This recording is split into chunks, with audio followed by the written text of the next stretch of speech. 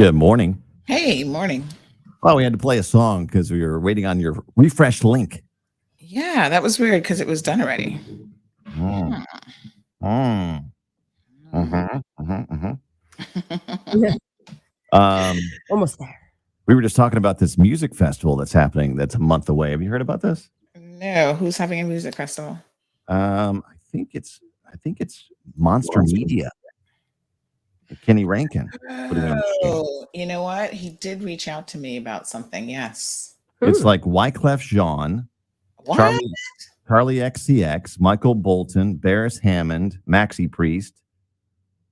Yeah, that's a huge lineup. That's like several hundred thousands of dollars in artist fees right there. Wow. And they're the real people, right? Not like a cover band. Michael Holton. I gotta ask. This isn't Fire Festival, right? Fire Festival John. too? Yeah. Wyclef John. Yeah. Wyclef John. Wyclef John. Yeah. I stand by. Charlie CXX. Mhm.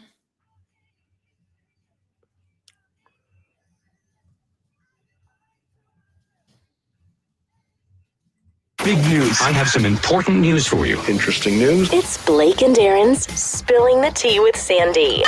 Cayman's top news headlines of the day from CMR.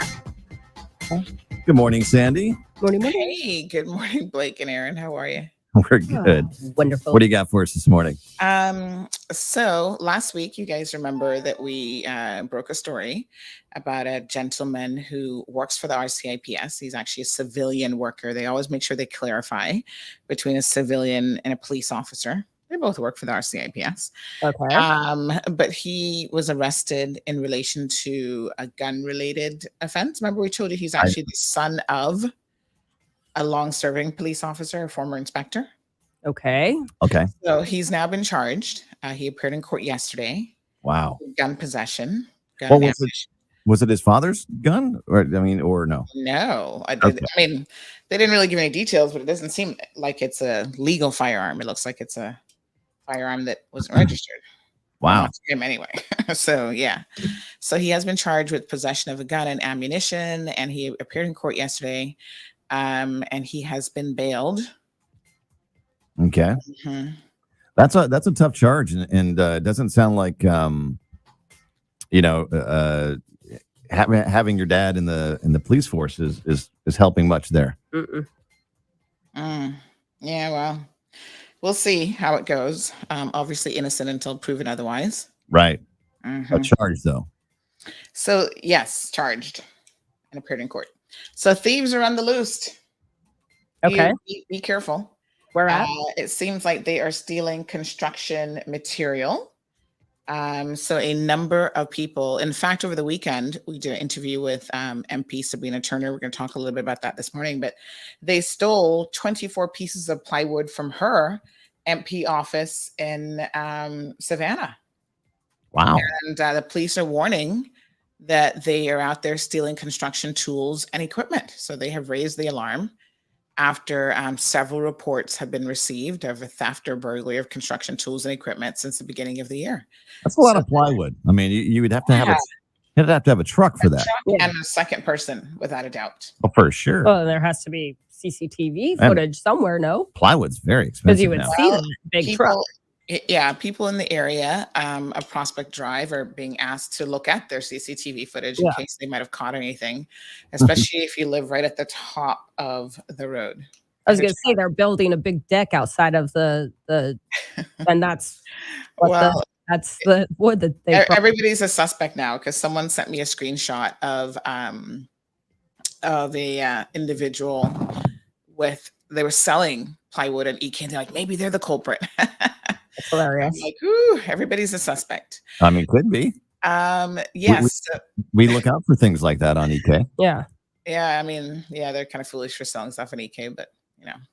Somebody selling plywood And they that out. So the Mandarin Oriental developers had a community meeting last night. CMR was there live streaming the event. Go check it out. Fairly well attended, and some people in the community were raising their concerns about the project and how it's going to impact the residential folks in that area who said, when they purchased their property, they thought it would be residential forever. And at some point, the previous government changed that. So it's no longer fully residential. So the hotel will be going at the very end of Beach Bay Drive. It's all cleared. You can go out there and see. Is that right? Yeah. Yeah. It's a hotel and residence. So they're anticipating starting construction around August. Wow. Yeah. So congratulations to Kirsty O'Sullivan, who won the National Playwriting Competition. This young lady made her submissions to CNCF, and they announced that she is the 2022 National Playwriting Competition winner for her play called Floating Doll, which is one of 3 entries in the category of one-act plays written by individuals age 18 and over. So very good for her. And there were other categories like full-length plays and so on. So very good. I wanted to go back to hotels really quick. What's going on with that Hyatt hotel? That's like the slowest construction project ever. Any idea what's happening there? No, I actually don't. I think a lot of times what ends up happening is, right now with COVID, everything's delayed in terms of construction. So if someone tells you they're going to be done by December with a project, don't believe them, because it's just not going to happen. I know, but I remember looking at buying in that like 5 years ago. And they've got some rebar and some concrete. Yeah. But you look all around the island, there's cranes, there's buildings going up, there's construction everywhere. So anyway. Yeah. I'll see if I can find out, but I haven't heard anything really. So not sure. I mean, it looks like a cool project. I was just curious. Mm-hmm. All right, Sandy. Catch your show right now on Bobo 89.1 FM, and we'll see you tomorrow for the Thursday headlines. Awesome. Have a good one. You too. All right. Good morning, one, and good morning, all. Let me see here. How is everybody doing? Yay. We're about to go live in about 20 seconds on radio.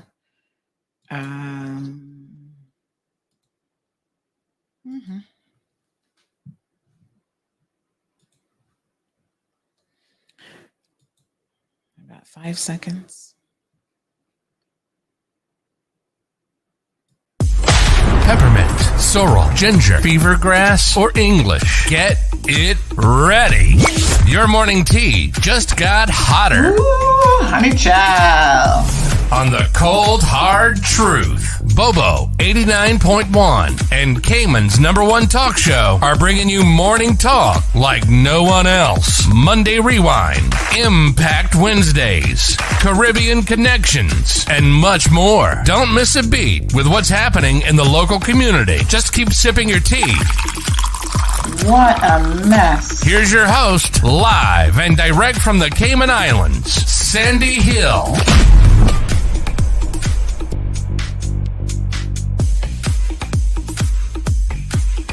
Good morning, good morning, good morning, Cayman. Rise and shine. Buenos dias. It is Wednesday. I had to think about that for a second. The week is all confused right now. Wednesday, June the 8th. How is everybody doing?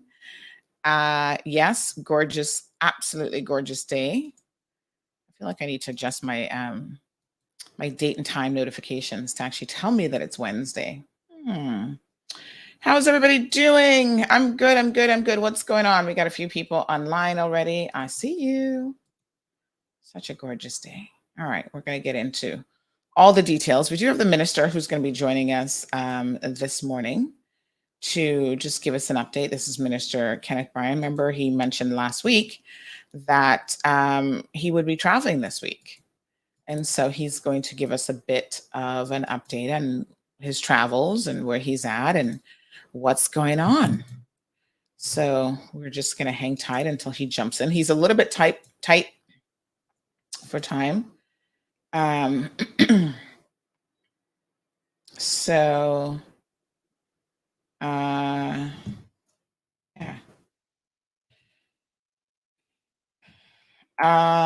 So we'll wait. Let me just see. He's speaking this morning, actually, at a conference. So I am aware that he's going to be kind of joining us, I think, from the lobby area as he prepares to go and speak. So we'll give him a few minutes. All right, folks. Just checking a few messages. I don't want to deep dive into any other conversations until he jumps on, because then we can go from there. Good morning. Big shout out to David Ebanks over there at Prodigy. We've got Scott, who always listens. We have two Scotts who listen every single day, I know for a fact. But Scott from Waffle Monkeys and Scott from the funeral home. And by the way, I got something to tell you all about the funeral home situation. Yeah, we'll talk about that as well. Couple little announcements this morning that I think you guys will find interesting. And we can talk about those as well.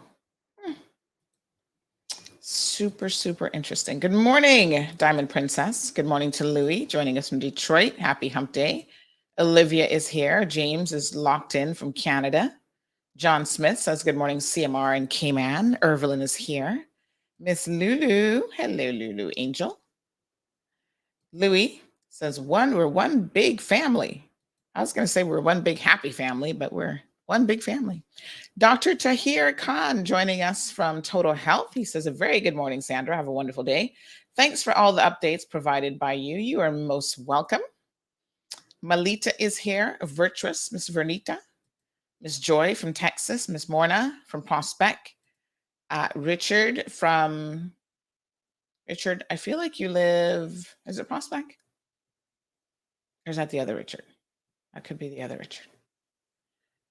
All right, wee. Good morning. Emma's here. And Lily also joining us. She's talking about these construction thieves, which we're going to talk about this morning as well. We got a lot to talk about. So I want to talk about the Cubans, construction thieves. They're just, I can't stand a thief. Can I just tell you? I take personal offense, although it's not my stuff they're stealing. I'm just like, how dare you? Ugh, thieves. You know how it's so funny that we try to give them excuse. Anyway, thieves, Cubans. We're going to talk about the meeting last night and a few other tidbits. We're going to bring you guys up to speed. So if the minister doesn't join us in a few minutes, we're going to start talking about other stuff. Omeria, good morning to you. Richard is from West Bay. The best from the West. Good morning. Miss Beulah is also got it locked, and tons of other people. Some of you sit here silently and you watch and you do not say good morning. And I'm going to tell you that's naughty. Everybody should be saying good morning. All right. So we also are going to talk about an incident that happened over the weekend in relation to a almost drowning incident at the Ritz. Crazy. But yeah, a child almost drowned. I think there's so many nightmares that you have as a parent, but that's definitely at the top of your list, that you go somewhere, you take your child, because we're surrounded by water and something like this happens to your child. So we're going to talk a little bit about that. Jonathan, good morning. Yes. Floyd Mayweather is on island. Does anybody know him? He likes to throw around a lot of money, right? So I'm thinking, feel me out here. Tell me what you guys think. I bet you he could throw a few $1 million our way. What do they call him? Floyd Money Mayweather? This man is, he loves to throw around money. Sometimes I worry about his future, because the day he's not making any money, as much as he throws it around, I'm just like, wow, it's not going to be good. It's not going to be good. But yes, Jonathan, CMR broke that news yesterday as well, thanks to our astute viewers who were paying attention. And I tell you what, you guys are like little sleuths. I really love a good detective. And, you guys were on top of it. You were sending me photographic evidence of Floyd, his private jet that he uses at the Orin Roberts International Airport. And I could see our hangar in the background. And I was like, yeah, that's, That looks like that's us. And then there was a photo. Let me see if I can bring up the photos and show you guys real quick here. Then there was a photo of him hugging a worker at the hotel. Now, I knew that this was a hotel in Cayman. Let me tell you how astute you have to be. So hold on a second now. This is your detective skills at play. When I looked at the photo, I go, I couldn't quite make out the sign, his name tag, sorry. And I thought maybe that's not Cayman. You can't jump to any conclusions, right? But then I said, let me see if you can guess what gave it away. Win yourself a gift certificate, online viewers. If you can look at this photo and tell me what gave it away. How did I know this was the Cayman Islands? Hold on. Have a look at that. How did I know that that was here in Cayman? There's Floyd Mayweather. Any guesses? Let's see. Jonathan says he only throws around money at a strip club, and that's why we need one. Oh, Jonathan, he's pro strip clubs. What is your 3G plan again? Yes, Jennifer, you're right. The carpet. You win yourself a gift certificate. Would you like a gift certificate? You got a choice. Waffle Monkeys, Burger King, or Popeyes. What's up, me? But yes, that carpet at the Ritz, which they just changed out when they renovated the other day. Remember, they're doing a whole palm tree, thatch tree theme to be very Caymanian. Oh God, I'm going to talk about Caymanianism this morning as well. So that certainly gave it away. Absolutely. When I saw that, I said, "Oh, I know that carpet, the thatch palm mat." Yes. Jennifer says she'll take the Popeyes one. Girl, everybody loves a good fried chicken every once in a while. Yes, why not? It was the carpet for me. But of course, Floyd apparently has his own jet. So check this out. This is it at the airport. Mayweather. You kind of can't miss it because it has his name on it. That's when you want everyone to know, I own that jet. See, if that was me, I'd be flying incognito, child. I don't want nobody to know I'm here. I'd be under the radar, just walking around, minding my own business. But he's very he has quite a personality. Let's put it that way. He likes to be known. So yeah, there it is, right through our little fence. Everybody taking a picture like, oh my God, Mayweather's plane just landed because it says Mayweather on it. Yeah. Live your best life there, fella, until the money runs out. But hey, I'm not opposed to you coming and talking to me personally about, investing in the Cayman Islands. I would drive Floyd around and be like, this is a good area. A little commission fee of, escorting you from one location to the next. So Nikki says that's my friend Jermaine who's bringing him around. What? Nikki, this is where now friends of friends really can help a situation. Hook up a friend. I'm over here. Like, I'd love to interview him. I would legit love to interview him. Be like, Floyd, do you ever think the money's going to run out because you do live this absolutely lavish lifestyle? And we've seen it before. And especially for athletes, it just doesn't bode really well in the end. What's your plan? What's your retirement plan? You put him under some pressure, Joe. It's like some people in here, they're complaining about what life is like in retirement right now. And I'm like, I do wonder when they were younger and taking all these lavish vacations and that sort of thing, what was the plan? Did they have a plan? Were they concerned about anything at all? Were they putting anything away for a rainy day? Because now they're complaining about the cost of salmon and steak.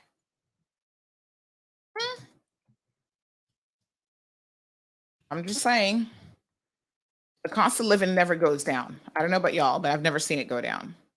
Compared to what it was in the 80s, the 90s, the 2000s, it only ever goes up. So you got to have some kind of viable plan. Yes, Brianna, it was definitely the carpet. Good morning to Miss Charlene. Jonathan says Larry Flint had an all black jet and everybody knew when he came on island. Mm-hmm. Who's the squad? Jonathan says, I wonder if Mayweather brought his Voltron squad. What is that? I don't know much about him except that he's a fighter and that he has he is very free with his spending habits. That I do know. And yeah. What else? He's a boxer, American boxer. Does he still box? I mean, he's 45 years old now, right? So, and he's actually a pretty small guy. It says he's only 150 pounds. So it's not like maybe he bulks up for fights or something. So he has a team in the NASCAR Cup Series called the Money Team. Well, I guess that's an investment opportunity right there. All right. Well, welcome to the Cayman Islands, Senor Floyd. Enjoy your stay. It's one of the most beautiful islands in the Caribbean, but I do want to talk about this. I don't think the minister's joining us. It's already 7:43. I think he had somewhere to be at 8 o'clock because they're an hour ahead. So maybe he forgot about us. All right, let's move on. Yeah, we won't worry about it. So tourism has been in the forefront of my mind because of this Mandarin project and so forth, right? And last night, I went to the community meeting. We actually live streamed it. So if you want to see it, it's on CMR's YouTube and Facebook page. Go check it out. Almost 2 hours. So remember Mr. Spencer came on the program yesterday? You guys had Spencer under some pressure last night, chill. Oh, he's leaving today.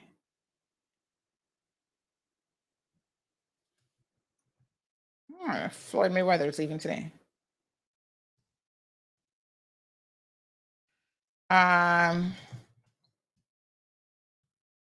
Apparently he was here for business.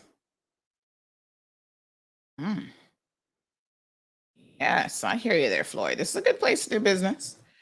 But, you know, as we continue to talk about doing business in this region, it occurred to me last night when I heard some people making comments. Now, listen, I never pretend to have all the answers. I tell you guys this all the time. Some days I feel really, really stupid. Like some days I feel like I don't know what's going on. You know, other days I have a little bit of moment. I feel like I should start drinking coffee. Because some days I'm like, oop, light bulb. I think I'm aware. Oh, the minister is here. Okay, minister, we were just about to jump into some other stuff. Good morning to you, sir. Good morning, Sandra, and good morning, Cayman. Good morning, Cayman Mall Road. Yes. I'm going to be super short with you this morning because the acting Prime Minister for Barbados is about to come to the grand opening, so we're just getting about to get started. So it's a pleasure to talk to you guys this morning. I'm here in Barbados in Bridgetown. We're talking about transportation and road safety in respect to small island states like the Cayman Islands. Great opportunity for us to know what other jurisdictions are doing. A lot of specialists here explaining on what's the best ways to keep our roads safe, as well as for a very effective and efficient transport service. A little bit later on today, after the presentation by the acting Prime Minister, Ms. Mia Motley is not in town. She's out on global business, I would say. So her deputy is in charge. She'll be giving a presentation. After that, I'm a part of a panel to discuss about ways to improve the road safety through transportation and what the limitations are by different governments. And some of the key things you hear about is the lack of infrastructure in many of the small island states. Thank God for our blessings in the Cayman Islands. We have pretty good infrastructure, so that won't be one. But some of the things that you may hear at the conference today is the enforcement arm or the lack thereof. Also keeping up with new international norms in respect to road regulations. Also education of the public and road users, personal as well as private, that meaning public buses, tours, transportation vehicles by way of carrying goods and services, all of those types of things, because safety should be the number one thing in respect to any transportation system in any economy. If you think about an economy, it's always about the movement of either people, goods, or services.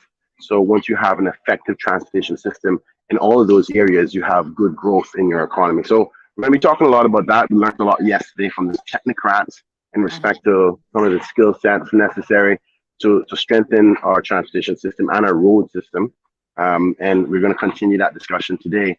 Hopefully, a little bit of our contribution from the Caymans and what we've been doing will help our brothers and sisters in the region, and we can also learn from them. So that's the move today. I've also had an opportunity, because I came in on Sunday night late, to take advantage of one day before the conference to see their transportation system. I sent you some of the pictures for the public to see in respect to checking out their electric buses.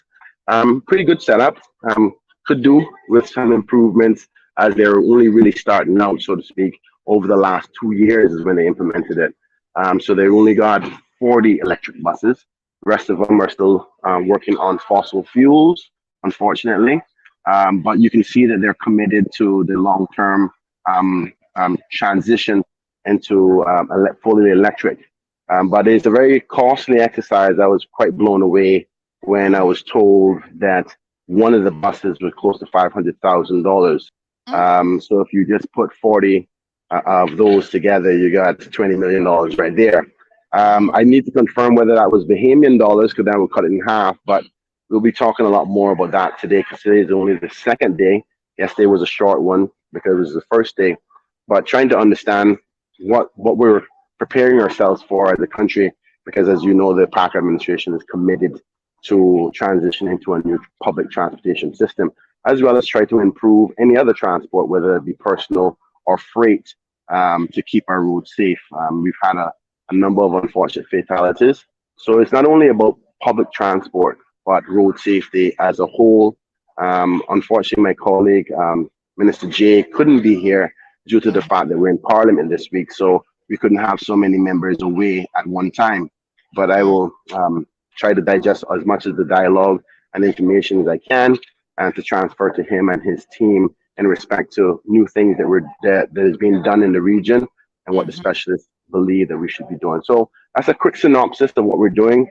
Hopefully I will get some recording distribution to send to Cayman Mall Road so we can share with the good people of the Cayman Islands. Well, we appreciate the update. Thank you very much, and enjoy the second day of the conference today. Thank you so much. God bless you. Have a wonderful morning. Okay, thanks too. All right, there you have it, folks. Minister Kenneth Bryan, Transport and Tourism. So I was telling you guys a little bit about, I was starting to tell you a little bit about last night and some of the comments that I heard. And I was having a moment where I thought to myself, am I stupid or am I a little bit smart sometimes? Because some of the comments that I hear, I must tell you that I am really shocked at the experts that we have amongst us. Forgive me for being a little bit pernickety this morning, but some of y'all are just not as bright as you think. Except like me, that you don't know very much. This is a very big world and there's a lot to know. And so I'm not an expert in maybe I can claim a little bit of expertise here, there. Like I'm a jack of a few trades. But when I hear people saying, we should be charging developers, this is what someone said, and no disrespect to this lady, I'm sure she meant well. But why aren't we charging the developers of these big projects an annual fee, right? That goes into offsetting, I think she said, like their environmental footprint or environmental impact or something. And I'm like, don't we do that already? We charge them, and she's like, maybe it's like 5-10%. I'm like, we charge them a 13% tax, room accommodation tax. When y'all use the word fees and you kind of just throw it around willy-nilly, I'm like, is that a tax? Because that's what it sounds like to me. That sounds like a property tax. No, it's not a tax. It's just a fee. What's the difference in this instance between a tax and a fee? I mean, it's a tax. This jurisdiction claims to be tax-free, but I don't know what y'all talking about. We got more taxes almost than Quaker has oats. Now, we don't have repetitive direct taxes. So we have like duty, aka tax, when you purchase a property. And then there's no annual tax. And I said, you know, is it the consumer's position in this community that they are happy to start paying property taxes? Because that's how it starts. You think it's gonna, oh, just do the developers. Let's start with the big boys. And one day it's not gonna trickle down to you, where you as a residential owner is going to be paying an annual property tax. Now, if y'all are happy with that, and maybe you are, maybe we have arrived, as Mr. Mickey has been arguing for about 50 million years now. Every time he calls in, Mr. Mickey says the exact same thing. We need direct taxation, people. That's the only way we're gonna survive. Have we finally arrived at that point where everybody's accepting that we need direct taxation? I mean, y'all tell me. So, that's an interesting question or comment that was made last night that kind of made the hair on my back go, "Irks." What did you just say? Then I thought, I think Caymanians sometimes think too much of themselves. I'm going to talk about this whole definition of a Caymanian here in a second. But sometimes we think too much of ourselves. Oh, this is the beautiful Cayman Islands. We can charge you at the wazoo. It's the most expensive place in the world to visit already as a tourist destination, practically, with very little in terms of natural resources to offer people. I mean, if you like the beaches, that's great. But there are lots of places who have much more beautiful beaches than we do. Have mountains, they have variety, they've got rivers, they've got, in terms of natural resources, Jamaica is one of the most beautiful places in the world. Now, there's other things that might make Jamaica a little bit less attractive, like safety concerns. But if you feel safe, they've got rivers, they've got mountains, they've got amazing cuisine, they've got super interesting people. Caymanians, depending on who you get on that day, may not be the most interesting Caymanians. There's a lot of culture. We're a little bit flat on culture. And so we want to continue to tax people even more. No, let's charge them some more money because we're just not, they should be paying more. Tourists should be paying more for this experience. And at some point, the bottom is going to drop the hell out of your bucket. It's already dropping. TCI is already stealing our tourists, literally. They're like, Cayman is too expensive. Yes, TCI is expensive, but they're not pressuring us into paying this and that. And soon we're going to have to pay another fee in the Cayman. It's like, I want y'all to really think about the impact of some of the things that you suggest and you tell this government to take on board. So 13% accommodation tax isn't enough. And that's a lot of money. You know what somebody said to me last night who's in the know? What the Ritz-Carlton, and by the way, I'm going to talk about the Ritz a little bit later on, what the Ritz-Carlton pays on an annual basis in accommodation fee. And I will get you all the figures. I can't do it right now, but let me just make a note here on my little notepad, my little Microsoft Office notepad. Hold on now, because I don't want to forget, because I'll forget easily. So I want to get some information on accommodation tax. Let's call it what it is. Room accommodation. And I'll confirm how much some of the bigger properties are paying. I hear it's like $40 million a year or something crazy. So that money is more than what the government would receive from, say, a property like the watercolors, where you kind of sell it, you sell out the units. Obviously, you're paying stamp duty every time a unit sells, but then that's it. So you do have this, I think, she was trying to suggest, we need like an annual revolving, but it already exists. I'm like, what? Well, people had all sorts of positions last night. that had me kind of like scratching my head a little bit. The other thing I found interesting was somebody said, us Caymanians, and they said it in the most British accent possible. And I was like floored for a minute there. I'm like, what? Did I just get transported somewhere else? Us Caymanians are sick and tired of blah, blah, blah. And I was like, oh, Jesus Christ. When did you get your status paper? Oh, you're a Caymanian now. I get it. I'm not trying to insult y'all this morning, but I must tell you, I was kind of like, pump the brakes on using that term a little bit too loosely. Us Caymanians. I said, no, there goes my grandpa rolling in his grave. Mm, mm, mm.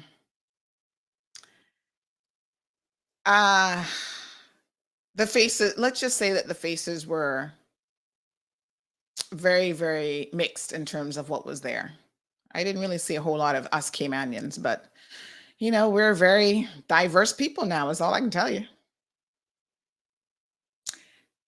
People are complaining about beach access because one of the major concerns is that they're going to lose beach access to that property. Now, I got to tell you, a Caribbean person said to me, she laughed and she said, listen, I come here every single morning and I've never seen 95% of the faces in this room ever at that beach. When are they coming? They probably don't want to get the seaweed, the sargassum in their toes. But yet they're talking about beach access. You guys are going to cut off us Caymanians beach access. And here's the irony of it. I mean, some of the irony of what was said last night was not lost on me as I sat there and just listened. The faces that I'm looking at again are not the people that if you go to the Ritz or you go to the Kimpton, which are the properties they claim they can't access, beach access, blah, blah, blah. Those are not the people that would ever be denied access to the beach. And yet they're the ones who are making a big deal about their beach and beach access. And you're going to be blocking us Caymanians on the beach. I kind of had a little Crimea River moment. Because, I've been talking about beach access forever. Billy Adams and the West Bay crew has been leading a fight about beach access. I've never seen any of these residents living down in Beach Bay joining that fight. Oh, I get it. Now they're only concerned because it's in their little neck of the woods. And that's all. People are so selfish. I'm going to talk about that here in a second. But honestly, people are selfish. It only matters because now it's in Beach Bay. We don't care what was happening in West Bay Road, in West Bay. We don't care what was happening down by Mike Adams and his family with right-of-way access. None of that matters. But now that the Mandarin is moving in, we want to talk about beach access. I wanted to say to every single one of them, where have you ever gone in the Cayman Islands and been denied beach access? Because let me be very frank with you. The second you open your Caymanian lips and they hear that British accent or the American accent or whatever, they'd be like, oh, come and join us. You must be a guest at the Ritz. You would get the red carpet. So I don't even know what these people are talking about really in like the real world. I was a little bit taken aback. I'm like, this is some straight up BS here. But anyway, let them have their arguments as to why they don't want it in their neighborhood. Beach access. They were talking about noise, which is a concern, both during construction and potentially afterwards. So the developer said that they will be deploying, even in terms of like their generators and other things, noise efficient equipment, and there will be contained in some sort of like a barrier where you don't really hear those types of noises. And I thought about it. I mean, noise pollution is a legit concern, but you know what I tend to hear in my neighborhood? I don't know about where you guys live. I'm just in a regular middle-class neighborhood, which I guess Beach Bay might be. I don't know how they classify themselves. And the noise pollution I tend to hear is the people having parties occasionally. Thankfully, we don't really have that. Most of our neighbors are really respectful people. But, you might hear the occasional party. I don't know. I don't personally hear a lot of noise pollution from people in this area, but normally when you talk to people, that when people go to the community meetings that NRA has been hosting, when they talk about noise, it's always they're complaining about their neighbors making noise. They're not complaining about a hotel and noise that's coming from a hotel. They're like, no, it's like the neighbors, maybe the nightclub. If you live close to certain nightclubs on the 7 Mile Strip and they go till 2:00 in the morning with their boom boom music, you might be complaining about that. So that was a concern: noise, beach access. And I think really people just felt like they weren't included in the process. And this was really, really interesting. Ms. Vernita says, preach it, Sandy. Yeah. Anthony says, accommodating that entitlement. I mean, I did hear a little bit of entitlement last night that made me go, wow, y'all need a reality check. You know what else sounded a lot like entitlement to me? Is when they said there was some comment about like finance and money, right? Oh God, I can't remember exactly what it was now. But I thought to myself, as the person said it, about this property coming in is going to create jobs for Caymanians. Yeah, they were like, well, what's in it for me? That's the most selfish question I heard. What's in it for us in this neighborhood? So to hell with the rest of the Cayman Islands, we just want to know what's in it for us directly in this community. How do we benefit from this development? And I think, damn, sometimes it's not about you, honestly. Sometimes there's a bigger picture of how the community will actually benefit as a whole. So job creation benefits everybody. Like, I don't sit back and think when the economy is doing well and jobs are created, I don't think, well, how is that going to benefit me? What do you put in my pocket? What's the deal here? It's the entire island, the larger communities, the world community that's benefiting. It's not really about me personally. It's so bizarre. It really is really, really weird.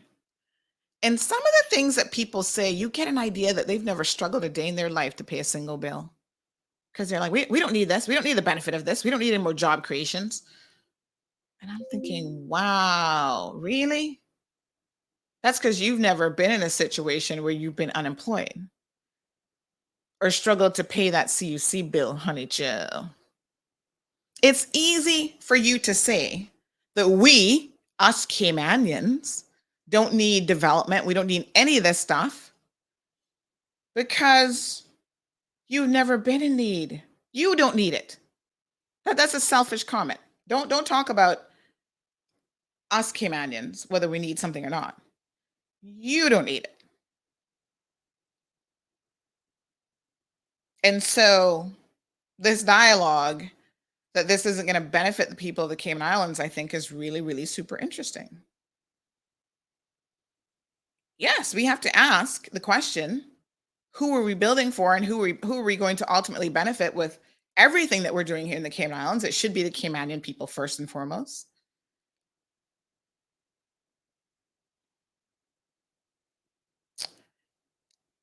And then at one point, the minister, Chris Saunders, started to speak, and he was saying, he was there, and Minister J. Banks was there. MPs, Dwayne Seymour was there, and Heather Bodden was also there. She sat outside and listened on the front porch. It was a good crowd, I would say, of about maybe 50 people or so, 50 residents, and then there was other people. Some people traveled all the way from the West Bay. They ventured out. Prospect. I was like, do you live in the area? They're like, no, I'm here because, I was like, okay, nice. Good amount of people watching the live stream as well. And the minister was saying, listen, the things that you guys are complaining about this project, first of all, it's a done deal. They got CPA approval. They went through the ringer. And, Spencer's position, he was on the show yesterday. He's the developer for the program, Spencer Levine. His company, his family-owned business has been around for almost 50 years as developers. And he said, listen, I think that the people of the Cayman Islands should have some degree of comfort in knowing that the process works, that they were put through the ringer. DOE came back, put them through the ringer. CPA said, nope, you got to talk to DOE, you got to do this, you got to do that. And there have been some modifications that have been made to the property as a result of that. So when the minister started to speak, he said, listen, you know this rule that was passed years ago where they changed it in relation to who gets to object to a project? It's only if you're within, is it 300 feet of the project or something like that? You know, they were like, well, who changed that? You, government. And they're cussing the government. He's like, whoa, pump the brakes. I heard a lot of, it's like the smallest violin in the world was starting to play at that moment. And he's like, listen, subsequent governments made policy decisions. They changed laws and all this stuff, right? Including the planning laws that made it harder for the entire community and the entire world to actually object to some of these developments. And on the one hand, I can see where that does make sense. I mean, if I live all the way in Prospect, should I really be included in the group that is impacted by something that happens in Beach Bay? How far do you go in terms of allowing objections? It is a legitimate question. Maybe right now it's a little bit too tight with 300 feet or whatever it is, and it needs to be expanded back out. But it shouldn't really be worldwide, island-wide. You know, I mean, I think there has to be some fairness in that process as well. So they were cussing going on about the government. He said, let us be very clear. It wasn't this government that did that. Y'all need to look at the progressive government who was in for 8 years and who made a lot of these changes. Minister Moses Kirkernel, former leader of government business and consultant, Mr. Tibbetts, what's the first name? Kurt Tibbetts, Alden McLaughlin. I bet y'all wouldn't be pressuring Sir Alden McLaughlin, asking him no questions about what his government did, because you haven't. And so the audience, and I want to be very, very clear, 50 people there, and it was like 4 people who had the most to say. Everybody else was very respectful and just there to listen. And I'm not saying those who were vocal were not respectful. So one guy wasn't. He left very early on. He was downright rude. And when he decided to leave, because apparently he couldn't control his temper, I was like, you know, we wonder why our kids in schools fighting and can't control themselves. This man had no control over it. And he had to leave. I was like, damn, dude. Thank you for, like, when he left, I wanted to get up and start clapping. I was like, hallelujah. Where's my hallelujah button? Praise the Lord. Praise the Lord.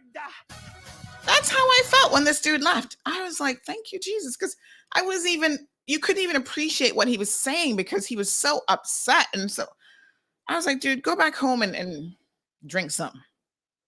Drink yourself a hot tea and calm down. Anyway, he left early on because he just couldn't control his temper. I said, damn, what future do we have for our children? We can't even sit up and have a conversation and share our feelings and opinions without getting so upset that you need to storm out like a little 5-year-old. Not even my 5-year-old does that most of the time. Sure.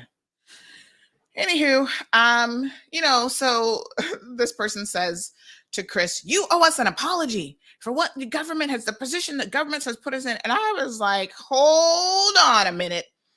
This honestly is when I had to step in. Now, I wasn't going to say anything because I don't live in Beach Bay and I can't pretend that I'm going to really understand maybe what some of their concerns are. Some are very general concerns and we all get it. But when she said that, I said, excuse me, I'm not trying to speak for the minister, but with all due respect, I do want to address this because this is something we talk about all the time in this program.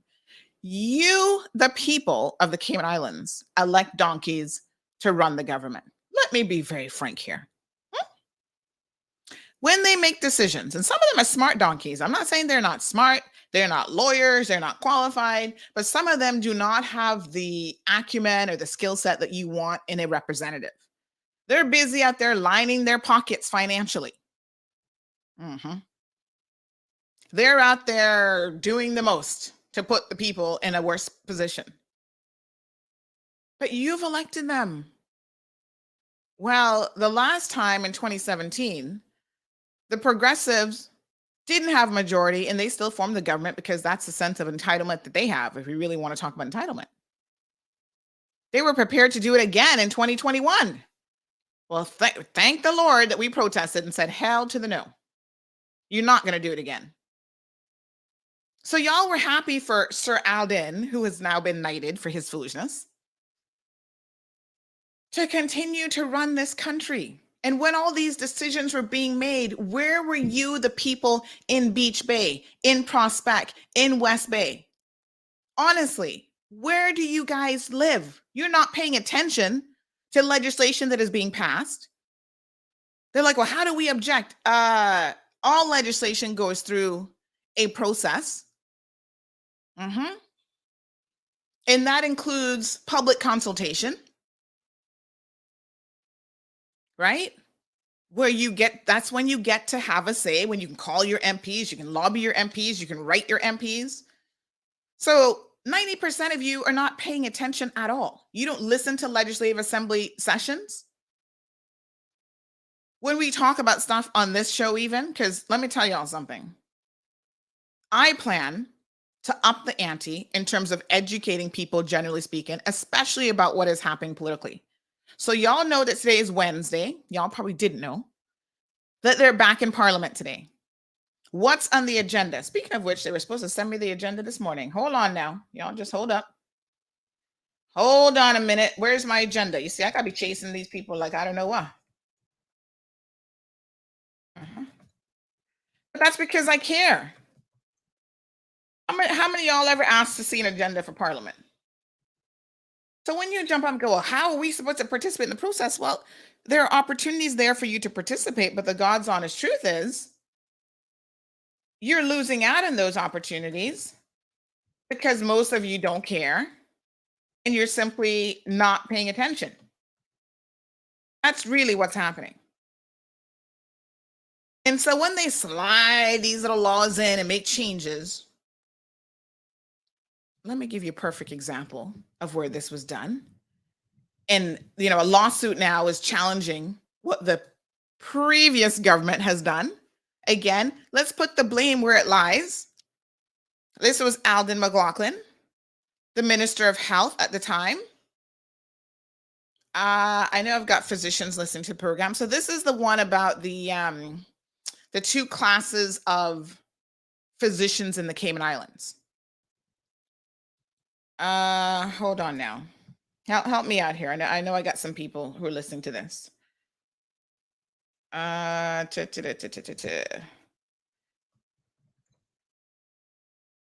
Because we did several interviews. We interviewed Mr. Ezra Miller.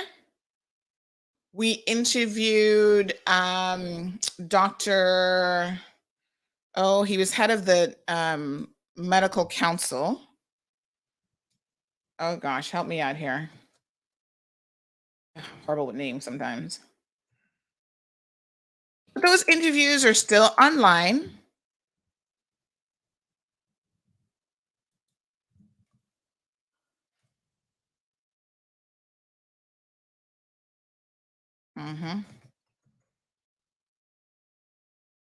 So I want to say that this legislative change went down in 2019, maybe. Doctors Hospital just sued about this. Come on now, y'all not drinking your coffee this morning because you're a little bit late on the pickup. Dr. His name begins with an M. Mahanti? Hold on, I think that's it. I'll tell you now. Hold on. Let's just do a quick little search. Mahanti, I think. Mahanti, is that how he spells his name? No. Dr.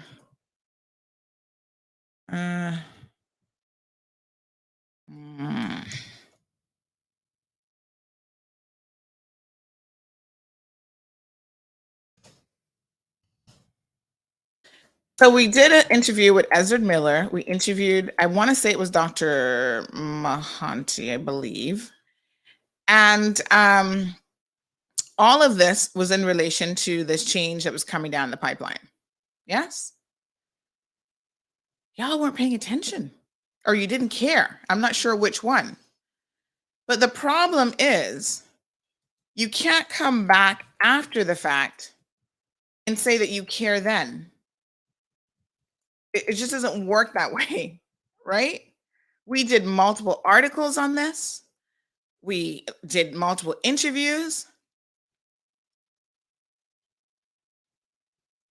right? The government said basically they were going to change it regardless of what y'all thought because you missed the consultation process.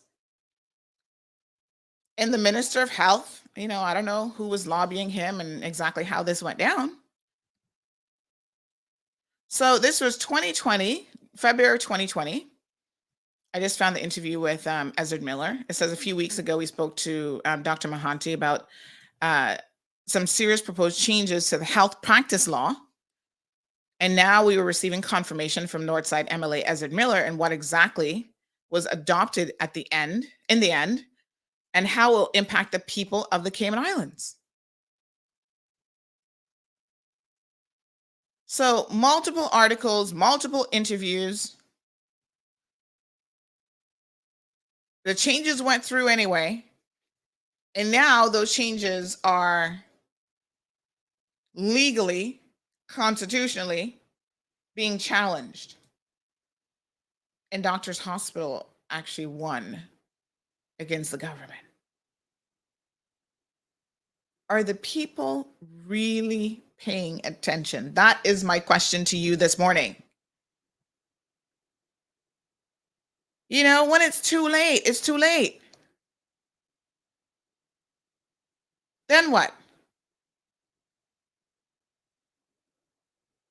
I mean, I do not get it. So she wanted an apology from Chris Saunders. Yes, this was January 31st of 2020 when we interviewed Dr. Mahanti. 33 minutes and 8 seconds. I'm going to share the link for y'all because y'all probably still don't know what I'm talking about. Right? So I see some of your comments. I'm going to get to those in a second. So wanted an apology for Chris Saunders for what the previous governments had done. And I'm like, who are you blaming for this?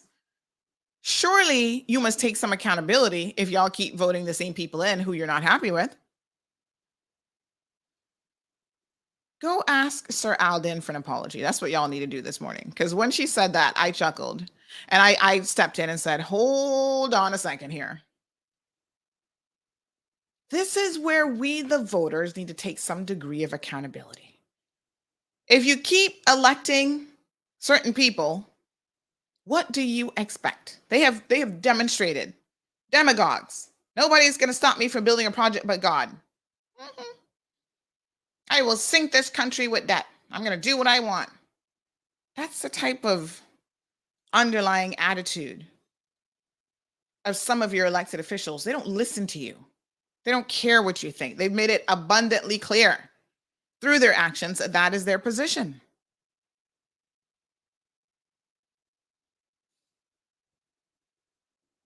I thought, who apologizes for the actions of somebody else? Oh, maybe this is like the whole slavery thing, right? When we make that argument. Your ancestors had my ancestors enslaved, so you need to apologize for that. Well, okay. Are you directly involved in that? At some point it does become a little bit of a nonsensical argument. Like, if it's not my behavior, how can I be held accountable for what my ancestors did? Now, if I'm continuing to perpetrate at any level, the prejudices holding people back because of just the color of their skin or whatever, then that's obviously a very different situation if you're part of the problem. But this government is saying we're trying to fix stuff. We're trying to undo certain things in terms of putting the environment first. The first government ever to have a Ministry of Sustainability, because the Premier is passionate about that. They're 1 year in, but y'all expect miracles. They can't change and fix everything in a year, or God forbid, even 4 years. But I would challenge the lady who wanted an apology from Chris Saunders to go to Alden McLaughlin and demand your apology from him and see what his response will be to you. Good morning, Nathina. Marshall is here. I'm sorry if I'm dropping some truth bombs. You may or may not like it. That's all right. Flashpoint says Cayman needs to constantly remind the world that this is not a tax-free location. We pay significant amounts of indirect taxes. Let's just call it taxes, indirect or not. You know, my aunt used to say, Aunt Lottie, you know her and her pearls of wisdom. She was a simple woman, but she had some common sense, god darn it. Aunt Lottie used to say, you know, Sandy, here in the, what she called me, Sandra. She used to drag, the accent dragged her words a little bit, kind of Southern. She said, you know, in America, you walk on the sidewalk and you're paying for it.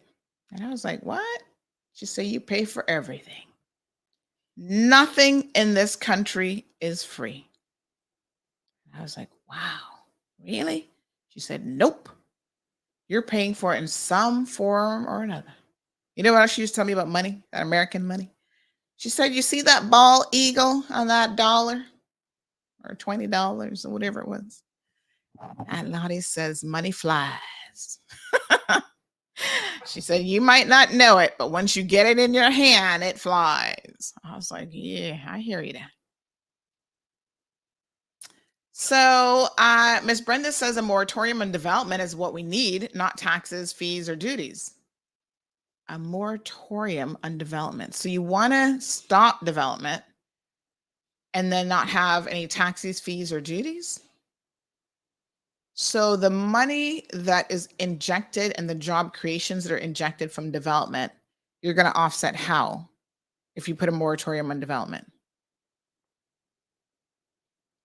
Somebody needs to explain that to me because I don't get it.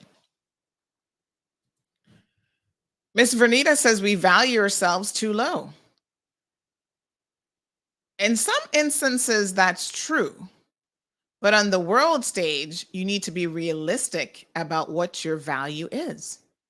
And the truth of the matter is, we value ourselves too high. Right now, we are sitting on room stock. The hotels are refusing to budge, from what I understand. Y'all know I talk to people. I talk to industry people.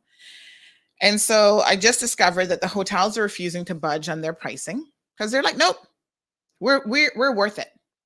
And so they got a lot of empty rooms that are worth it right now. Meanwhile, TCI, like I said, is bragging about the highest numbers that they've experienced in tourism. There's a little bit of truth in a lot of different things. There are times when we might be valuing ourselves too low, and there are times that we're valuing ourselves too high. Especially when you look around the world and you see what people can get and what the market will bear. Jonathan continues to push for his 3G plan, his G3 plan. He says, we don't have much here. So like you said, we need to start doing so much more to get that tourist dollar. He says our entertainment scale is flat. So Ms. Brenda says Jamaica isn't just beautiful. They market their people and culture, and something our tourism representatives can't understand or don't want to accept. And I do think that some of it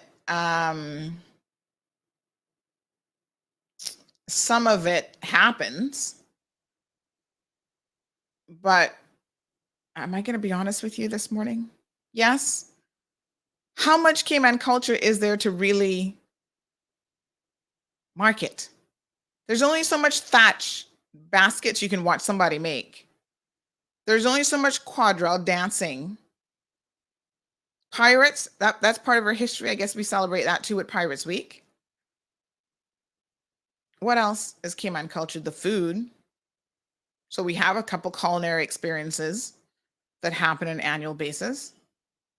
What else are we promoting?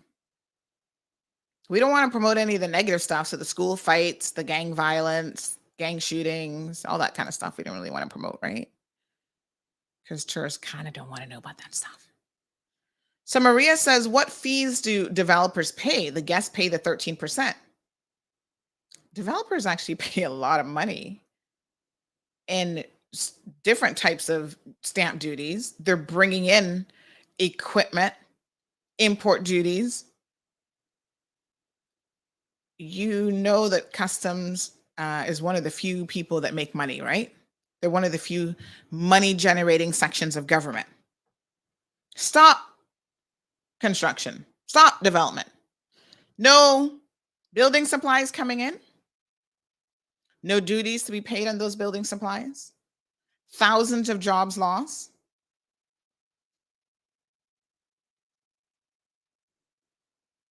So when a project goes up, there is a direct benefit to the government coffers by way of duty. And that's why I'm in agreement that when it comes to these developers getting stamp duty waivers, because, they're like, oh, well, this is going to benefit your economy. And I'm like, no. I do believe in paying to play.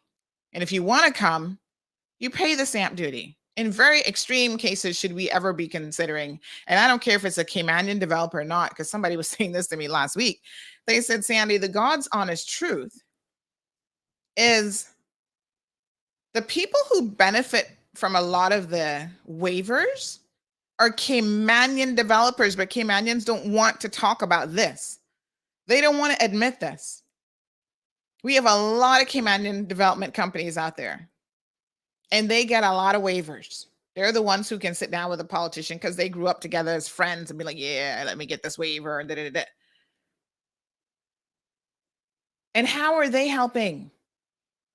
Yes, we make demands on the foreign investor. Foreign inward investors, you need to be creating jobs. Look at your own Caymanian people who develop neighborhoods and all this kind of stuff. Listen, you go and you see who they're using as subcontractors. Hardly Caymanian in the bunch. These are your own people, right? They are requesting stamp duty waivers on all sorts of stuff. So are we going to have separate and unequal systems here? Or are we going to apply the same rules to everyone? Does Cayman want to acquire a reputation of being unfriendly towards foreign investors? Because it seems to me like we need to adopt some unfriendliness towards our own investors, our own Caymanian people. Because some of them have been in business for years and they don't give nothing back to the community. I'm telling you. But lo and behold, when somebody like a Dart comes in, you're all like, oh, he got so much money and he got this and he got that. Yeah, but he also does stuff like puts in parks and, supports the Blue Iguana programs. Which Caymanian business owners are doing things like that? I'm just asking. Y'all don't need to get upset with me today. I'm just saying. Show me one Caymanian developer who's built a park and maintained it in the Cayman Islands. And some of y'all are so nasty. My friend was saying this to me last night. He said, Sandy, I'm a little bit torn about the whole beach access because sometimes I can understand why these properties don't want certain Caymanians on their beaches. Because y'all so nasty. You go there with your garbage. You camp out and you leave the garbage out there. That's why during Easter camping time, remember we covered that too? Dart has properties all over the place. A lot of it beachfront and whatever. It's not in use by him at the moment, but it's still owned by the Dart organization. They've now taken to supplying you, the campers, with a porta potty so you can stop pooping in the bushes with your human decrement. Decrement. That's not the word I'm looking for. What's the word I'm looking for? Feces, basically, that's going into the water table, in the bushes. I just had a mental freeze on that word. Right? You're polluting. You leave all your plastic waste everywhere. Y'all have some nerve at some level talking about the impact of the big developers on the environment. Because the real impact is the everyday person who doesn't care about polluting their environment, who creates dumping sites in our neighborhoods in East End, North Side, Bordentown, Lower Valley. All they need is one little empty lot, and all of a sudden they start dumping old mattresses, rodents running all over the place because y'all are so nasty. You go to a public beach, there's a garbage 10 feet from you, or not even 2 feet, and you can't put your garbage in the bin. It ends up on the floor, on the ground, in the ocean. And y'all want to talk about, well, these developers need to do better with their environmental impact. How many of y'all are recycling? I'm guilty of this. I'm not recycling my cans. I don't even know where I would go and drop them off, but I'm just saying. But you see the double standard. You want to hold certain people to a certain standard that you yourself will not be living up to.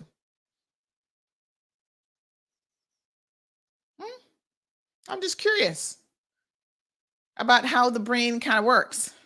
So my friend was saying to me last night, yeah, I could see why some people who, their properties are adjoining public beach, they're like, oh, these people come here with the loud music and Miss Jean camping out next to the governors for months at a time.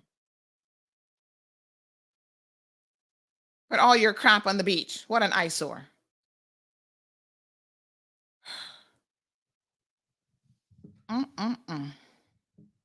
Y'all not easy.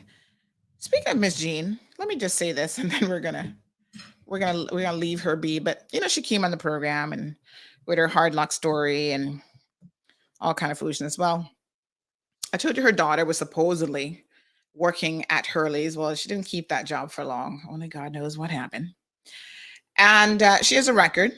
I think at least 8 convictions for theft. She got sticky fingers. So you hire this young lady, don't put her anywhere near anything that she can steal. And so she's been applying for jobs recently.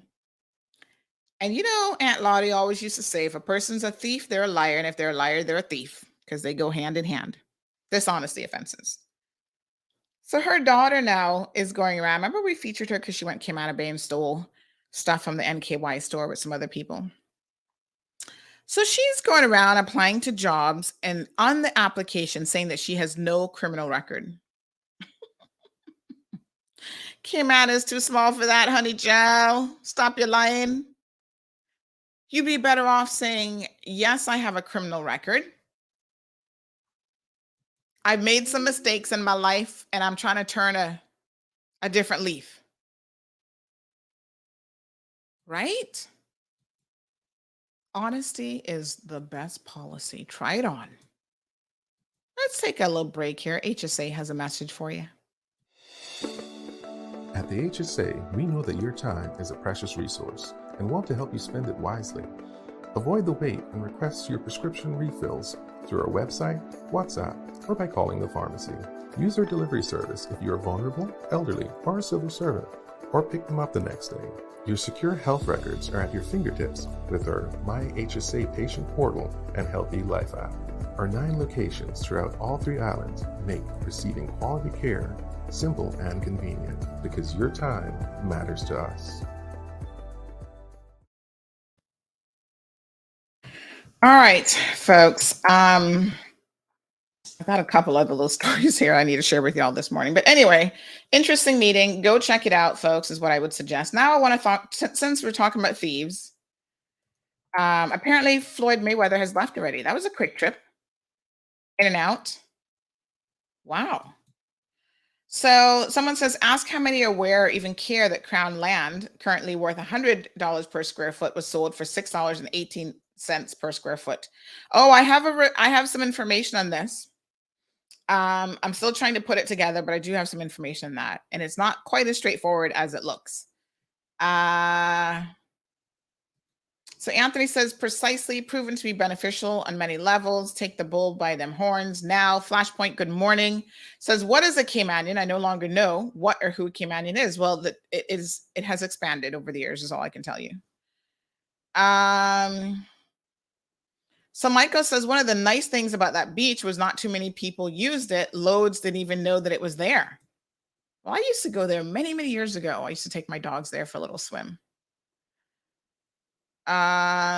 So Miss Brenda says, well, Sandra, they'll certainly hear them when they speak. The powers listen.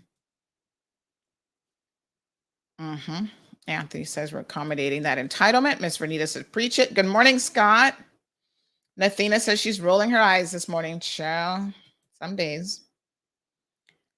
Marshall says that's how it normally works. If it's not in my backyard, why should I worry? Now that it's in your backyard, I'm going to show up and what is that word? And make some noise, maybe is what you meant to type. I'm not sure. Catherine said guilty for the accent, but we always seem to get moved when we visit certain places.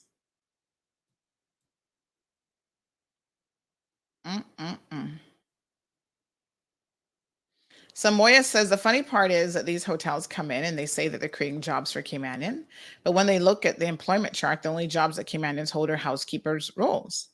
We'd like to see Caymanians in every single role. Well, so would I. And we've talked about this before, how sometimes Caymanians just don't even show up to the job. The other day, I was, can't remember who I was talking to about this, but they were saying that they'd hired a Caymanian, medium-sized business. They said the first week he showed up, second week started calling sick, and by the third week he wasn't showing up at all. And can't remember what the role was now, but they're like, oh, I'm trying again, trying to find another. Oh, I think it was, yes, now I remember who I was talking to.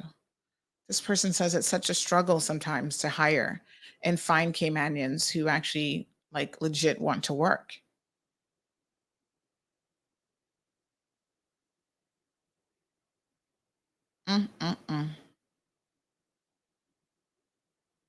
So Ms. Brenda says it doesn't matter which government makes the laws. Any sitting government can change them. Why defend them by blaming others?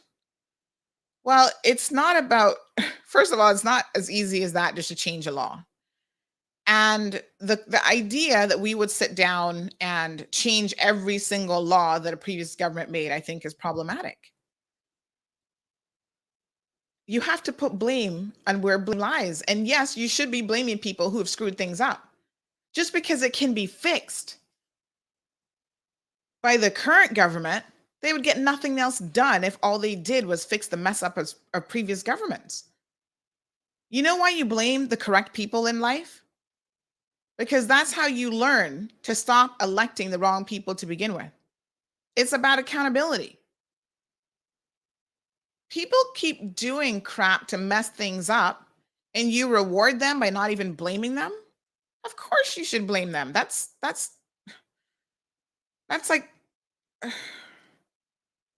that's like I'm going to have a child. I'm never going to chastise them, never give them any wrong or any blame because we can fix it. No, there's a lot of things that can be fixed in life, but fixing things is not the appropriate thing to do.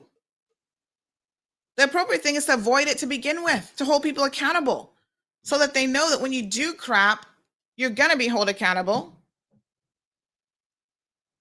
Instead of the mentality that, oh, you can just fix it. Somebody else can fix your mess. Some messes can't be fixed at all, or they can't be easily fixed. Morning, Miss Lucille. She says, I'm listening to you carefully. You make me laugh. I said before, and I'm saying again, so the father, so the daughter, do not care. Where is Jerry? I want to hear her voice this morning. Jared, I love his talk.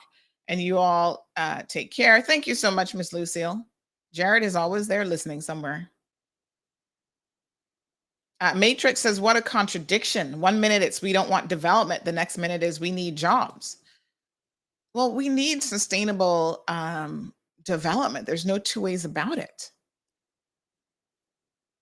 Matrix also says paying attention requires effort. Moaning and bitching is a lot easier for those type of people.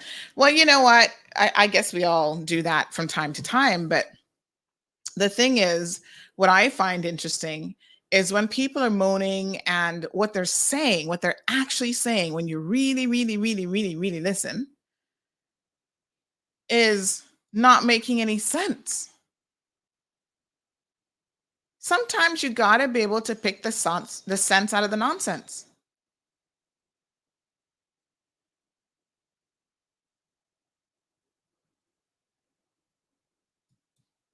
That's all I'm saying. All right, let's move on. Cubans. Let's talk about the thieves first, and then we'll get to the Cubans protesting. So, Blair Anthony says the continuous "it wasn't me" makes no sense. They change what they like, or the nonsensical excuses. Well, my point again is, do you want your elected government to sit back and change everything? Is that what they're going to spend the next 4 years doing and making no real headway? They've implemented some things that have been extremely useful already. And one of the things that the government said is this, under their watch, they have granted 0 concessions, duty concessions to developers. And that's since they've been in over a year. You know, at the end of the day, I say, if you want to come to the Cayman Islands, there is a price. You pay to play. And so I don't even know why these people come here and they want to put up these fabulous developments, but then they don't want to pay the price to get it done. I do feel a way about that.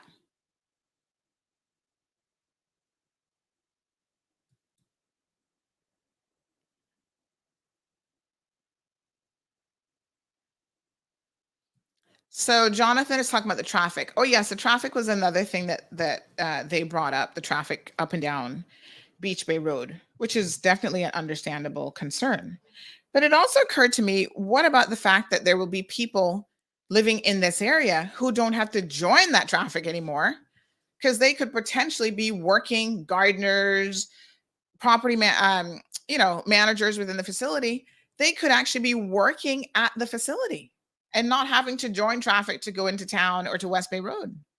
So it has the potential, and this will come down to, I mean, to be very clear, the developers are separate from the Mandarin management who will actually be managing the property, right?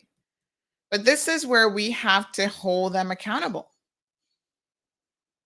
so that when the facility opens, they better be hiring Caymanians. And those of you who work in this area, think about the benefits of not having to get in your car and drive 45 minutes into town every morning.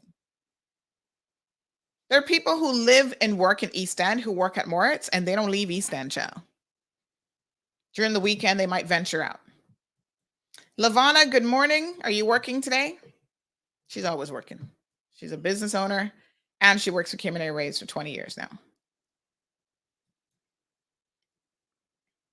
El Rey, no concessions. Maria says, I'm talking about the infrastructure like sewage and garbage. I think I missed the first part of that. They're not getting any concessions. So not every developer gets a concession. Miss Lucy says, good morning, Miss Urick. That was my father's name. I said it before and I'm saying it again. So the father, so the daughter. Now, let me be very, very honest here. Obviously, Miss Lucille seemed to have really known my father. He had some not so good traits either, like all human beings. You know, everybody has something, child.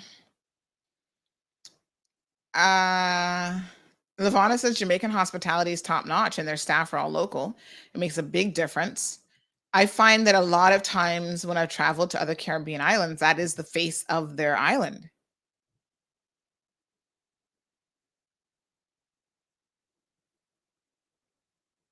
So local contractors don't get work. Well, a lot of local contractors do. And then some of them, you know what they turn around and do? They don't pay their foreign staff. Local contractors, we've seen it on the show, get the business. They're hiring not locals, but foreign staff.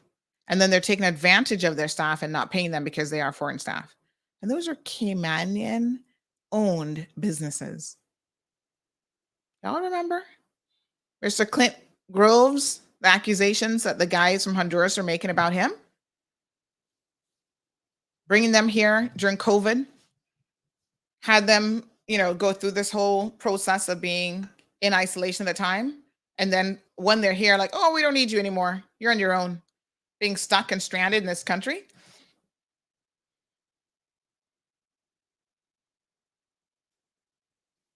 El Rey says that he'd rather the Caymanian developers get the concessions versus the foreign developers who usually have the deeper pockets and resources.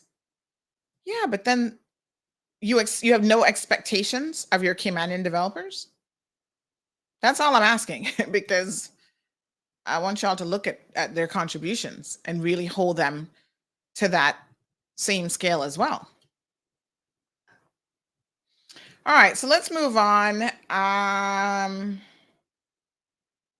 Shannon says that she wants to agree about the garbage, that she spent the morning at a commercial building picking up a bag full of garbage. I pick up other people's garbage because I love my island. The disgusting Caymanians left their garbage like they didn't care about our island's environment. Most of them don't care.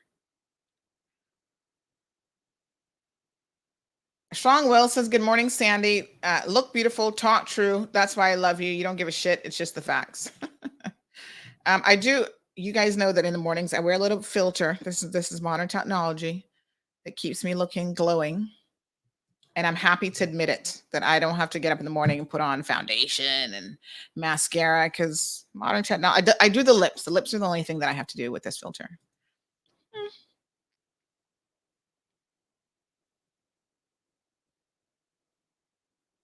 All right. So we have some thieves among us.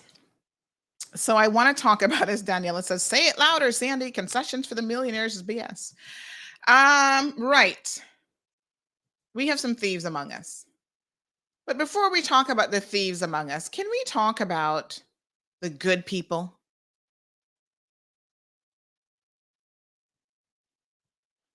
Helios says, if you want to talk about thieves, how about you uncover the story about the expat Stephanie St. John, who stole hundreds of thousands of dollars from her employers, local Caymanian businesses. Well, has she been arrested? Has she been charged?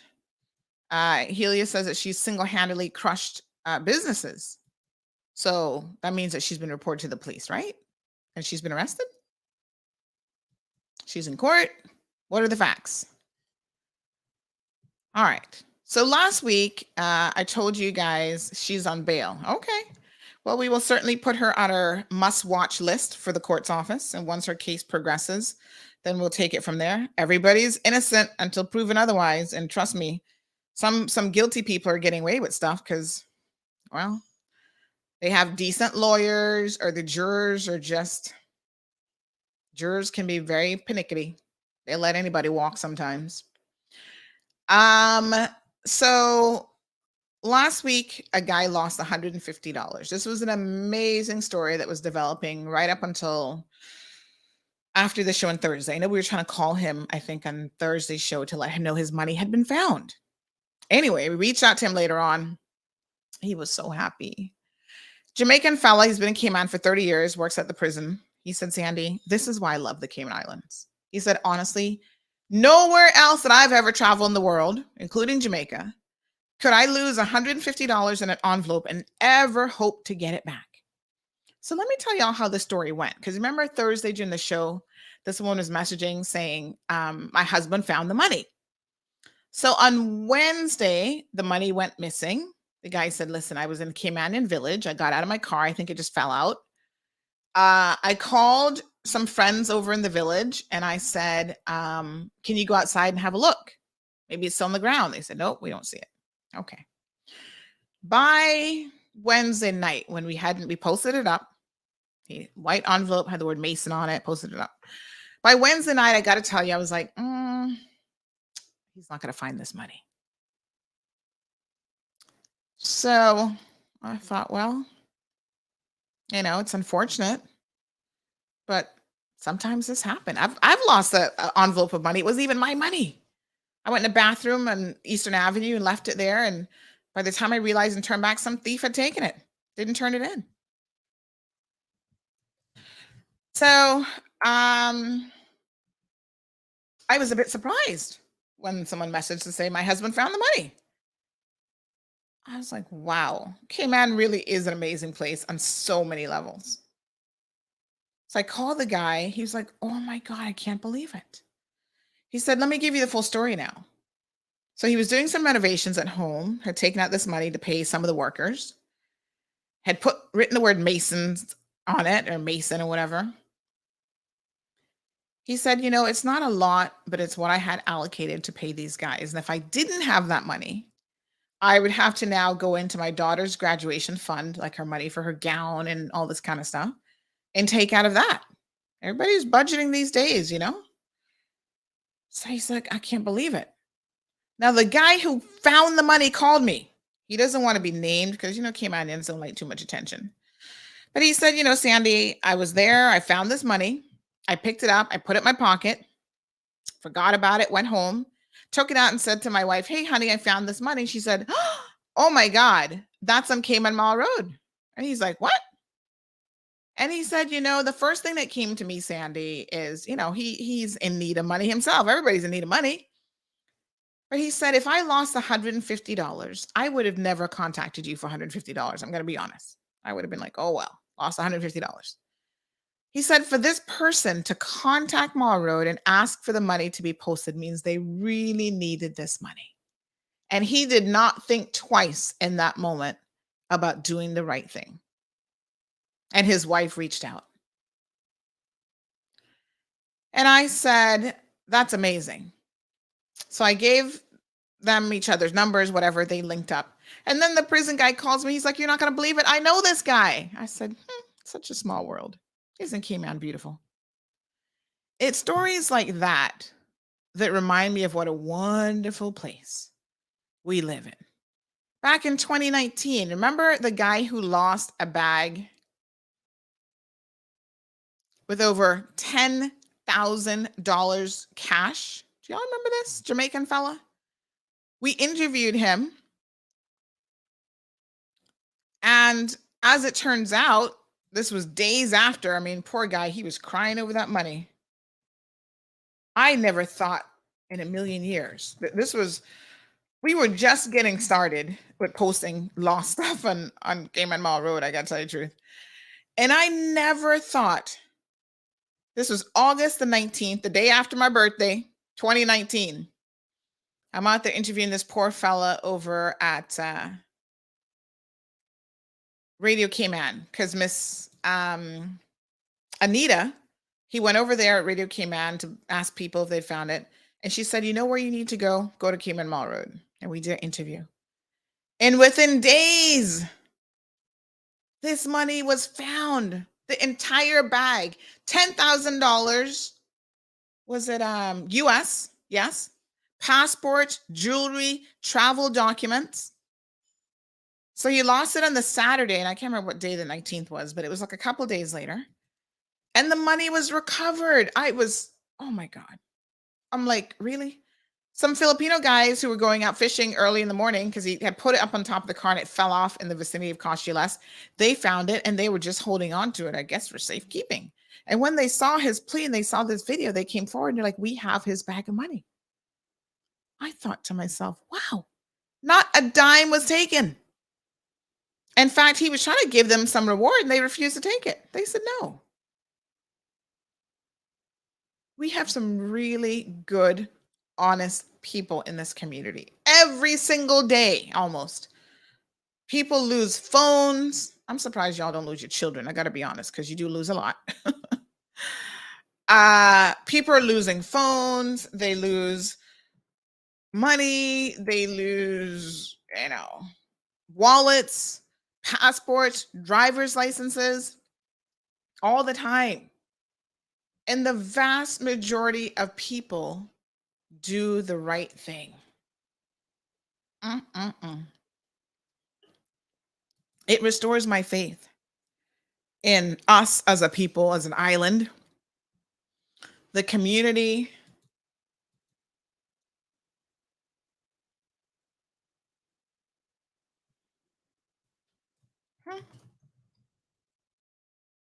The whole 9 yards.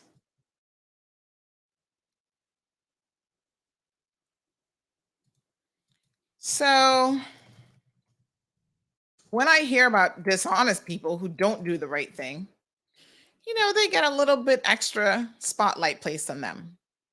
over the weekend, horrible to say, just yesterday we reunited a lady with her bag that was lost earlier May the 6th. The guy found the bag and driver's license, everything, the little wallet. Last night, guy lost a Mercedes key. They reached out. Person said, hey, I think I have the key for the Mercedes. Because you know how expensive it is to replace a Mercedes key, chill. Probably like $1,000. So now the key has been reunited with the correct owner.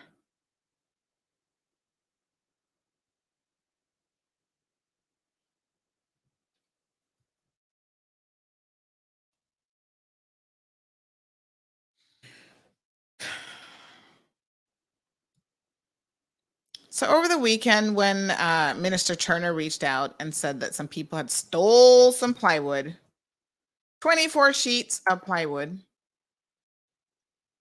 from her constituency office, I thought, oh my God. Yes, Jess says even rings. Yeah, we find jewelry, all kind of stuff. I was like, who steals plywood? And then I thought about it and I said, actually, we have heard these stories before of people stealing equipment from work sites. Sometimes they're stealing the workman's equipment. And then other times they are stealing what's in the house. I had a cousin years ago who was building her house in, I think that was Prospect.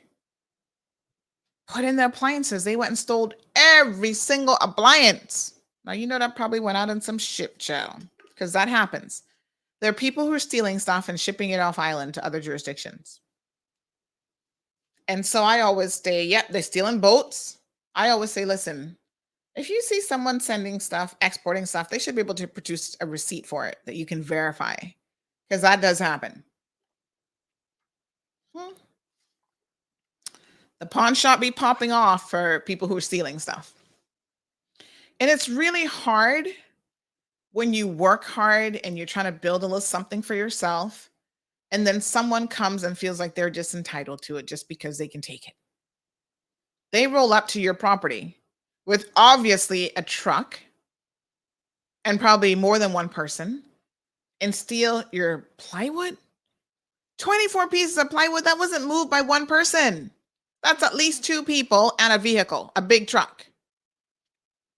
Y'all should be ashamed of yourselves. The worst part of the story is,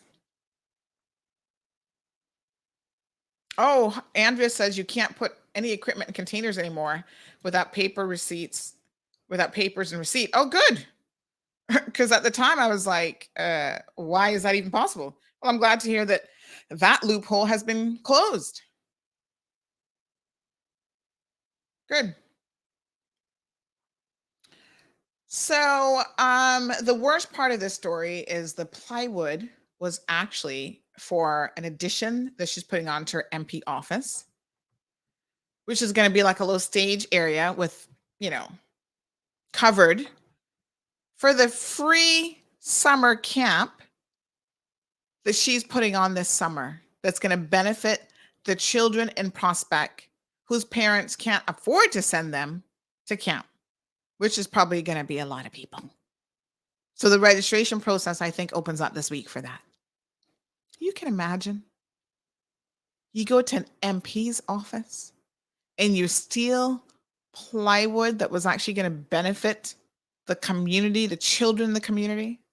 Plywood that was purchased from private funds, donations from people, and from the MP's private money. Y'all not easy. There's a lot of honest people in the world, but there's those 1 or 2 that make it bad for everybody. Who does that? Thieves among us. It's disappointing. So now she has to find the funds and try to replenished. So there was 34 pieces in total. They left 10. They're probably planning on going back. I told her to install her cameras real quick. It's sad to say, but you know, we all need cameras around the place, honey chill. Last year, I think it was, there was or maybe it was the year before, there was a development going in our neighborhood behind us, and a guy that we know, he's our plumber. He came to us because he was doing the plumbing on those homes. And he said, I'm wondering if your camera might have picked up who stole what piece of equipment was it again? I can't remember if it was a generator. It was something that he was using on the job site. I was like, really? That's a thing? Yes, people go around stealing construction tools and equipment.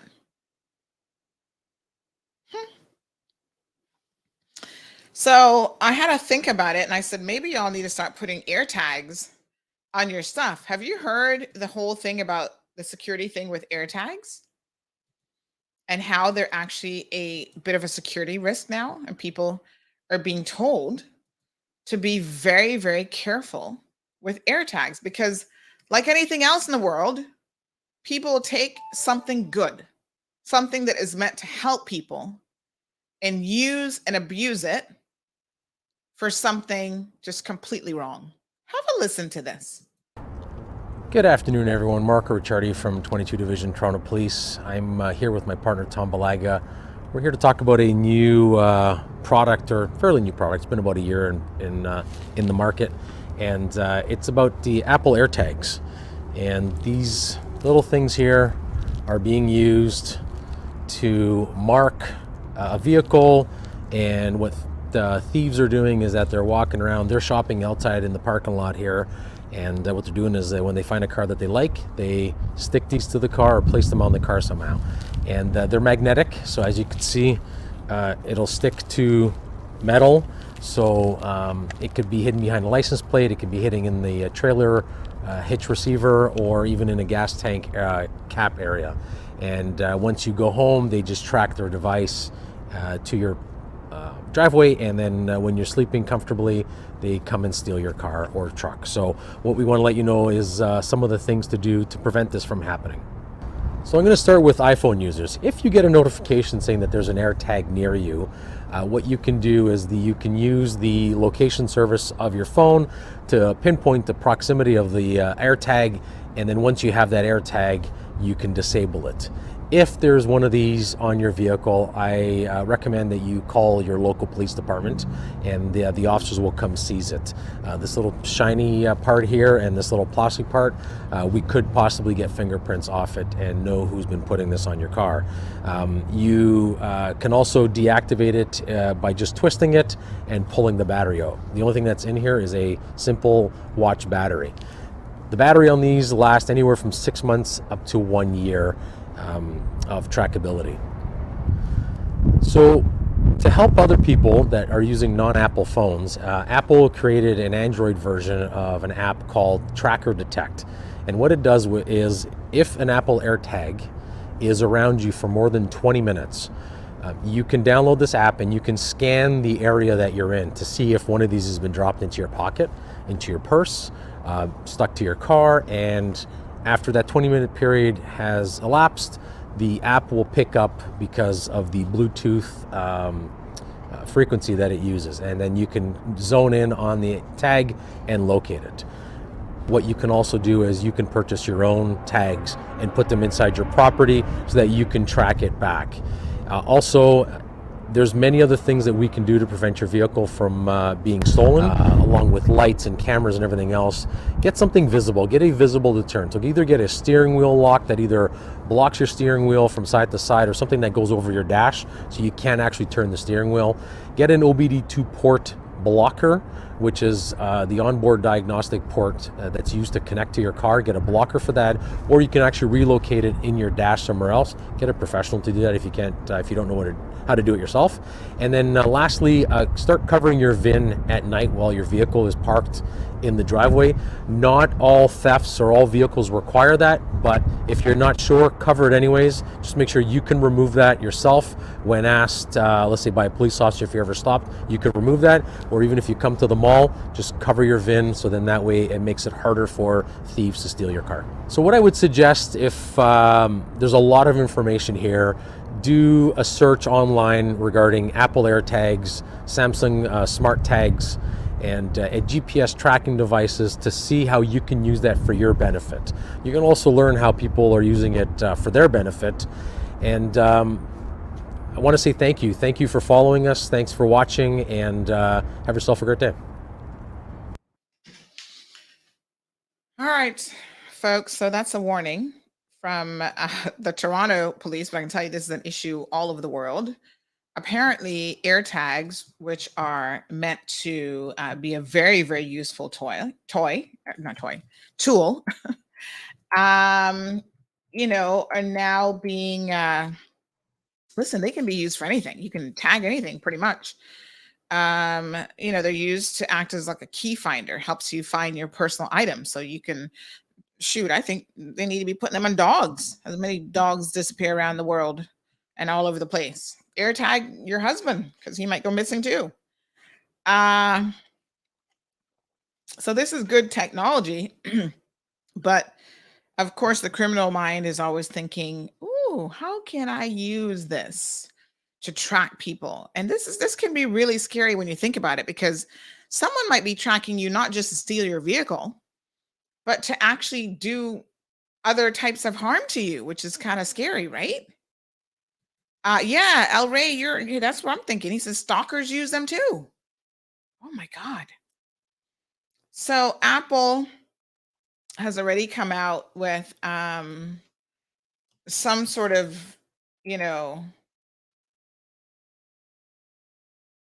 anti-tracking or something to let you know that you're actually being tracked. Apple moves to stop AirTag tracking misuse. It's almost like they should have thought about this at the time that they created it, because it seems to me like it's a little bit of, you could expect this to happen.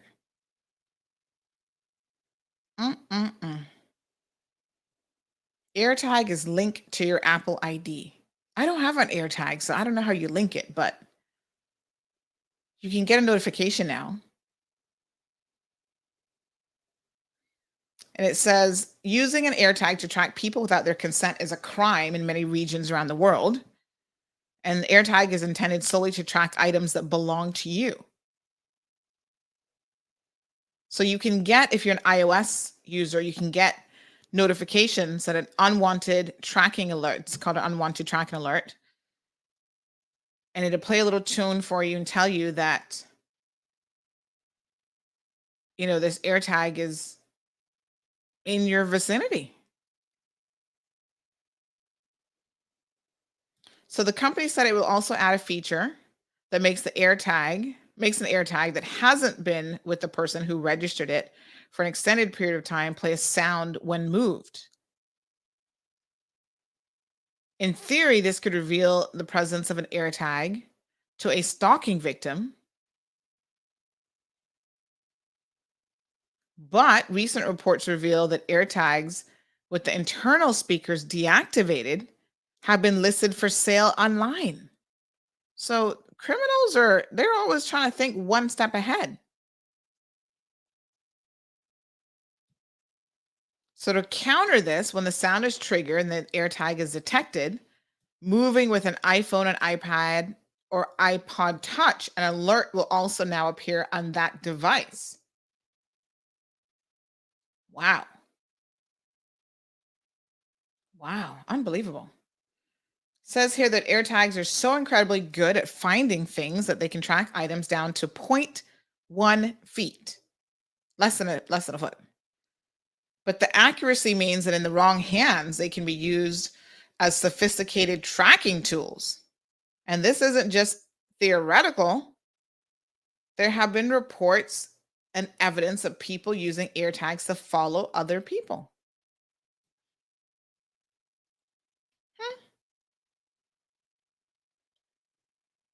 Mm-mm.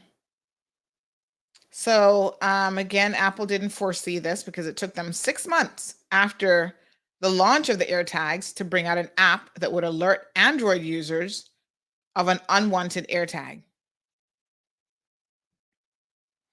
So somebody wants to steal you or stalk you, child. That's, they're using modern technology. I've heard of this before, though, where people will get tracking devices and they will put it on people's vehicles and they'll track them. Now, those are not always easy to detect, but at least with the Apple AirTag, they can quickly deploy software that will let you know that you're being tracked. What a mess. Marshall says, oh, wow, that's crazy. I tell you the things you hear.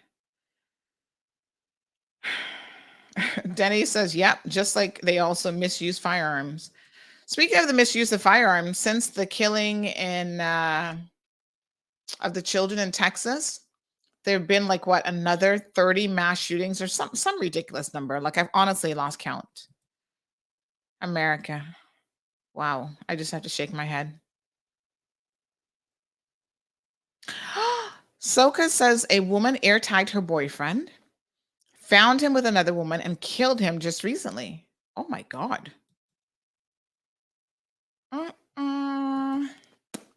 Not good.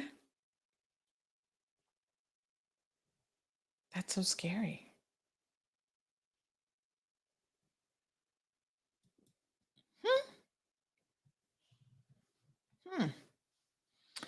So even the Washington Post did an article about Apple's AirTag trackers, how make it frighteningly easy to stalk people. $30 wireless device. I need to buy me an AirTag, not for stalking anybody, but there are things that I do lose all the time. I'm like, where's that AirTag? Where's this again? Or, I feel like my daughter could use an AirTag and all her toys, child. Every day. Mom, I can't find Baby Yoda. She has a little Baby Yoda toy. I was like, child, where did you put Baby Yoda the last time you had him? Go and look. She's getting to that age now where we're trying to teach her more responsibility. And I'm stopping helping her find stuff. I'm like, nope, I can't help you.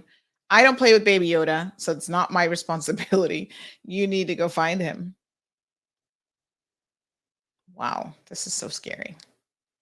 Just be aware, folks. I'm just imparting a little bit of knowledge for you to use. 936-2626. Everton says technology is going to destroy this world because if you don't trust your husband or your wife, you can always put a tracking device in their vehicle. And even if you get a hold of their phone, there's an app they can put on their phone and you can track either him or her. Isn't that crazy? It is crazy. And to be quite clear, tracking devices have always existed. It's just a lot easier for the average person. $30. That's not a whole lot of money. Before, you needed to have someone install it in the car, so the mechanic probably knew that you were tracking your spouse. Now it's relatively easy. Everton says at my home, I can see who comes and goes. It doesn't matter where I am. If I'm out or about or even out of the country and want somebody to get into my house, I can do it at the front door. Yes, us too. We can open our front door remotely. The back door opens. We get an alert. Screen door opened.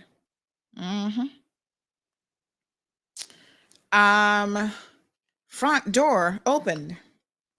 We know every door that opens. We got cameras all over the place. I tell people, don't be trying to funny business around here, because everybody's gonna know your business. Marlon's gonna know your business. He's head of security. You standing up at the front door having a conversation. He's gonna hear every word you're saying if he wanted to. You got to have some security.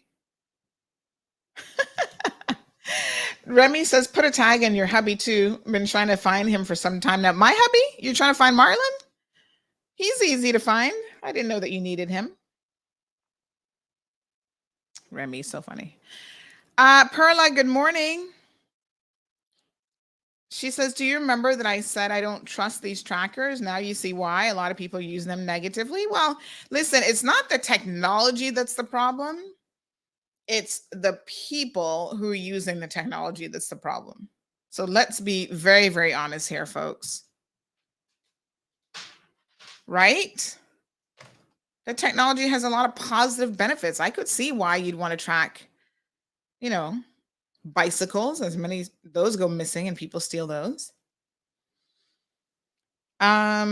So yeah, very, very interesting. All right, let's keep the conversation moving. Folks, a little bit of open mic today. If you guys have something on your mind, do feel free to call in 936-2626. That's 936-BOBO. I'm hoping by tomorrow we have some guests coming on from the food bank. So I know last week we were talking about the food bank and you guys had a lot of questions. And so they will be joining the program tomorrow. And then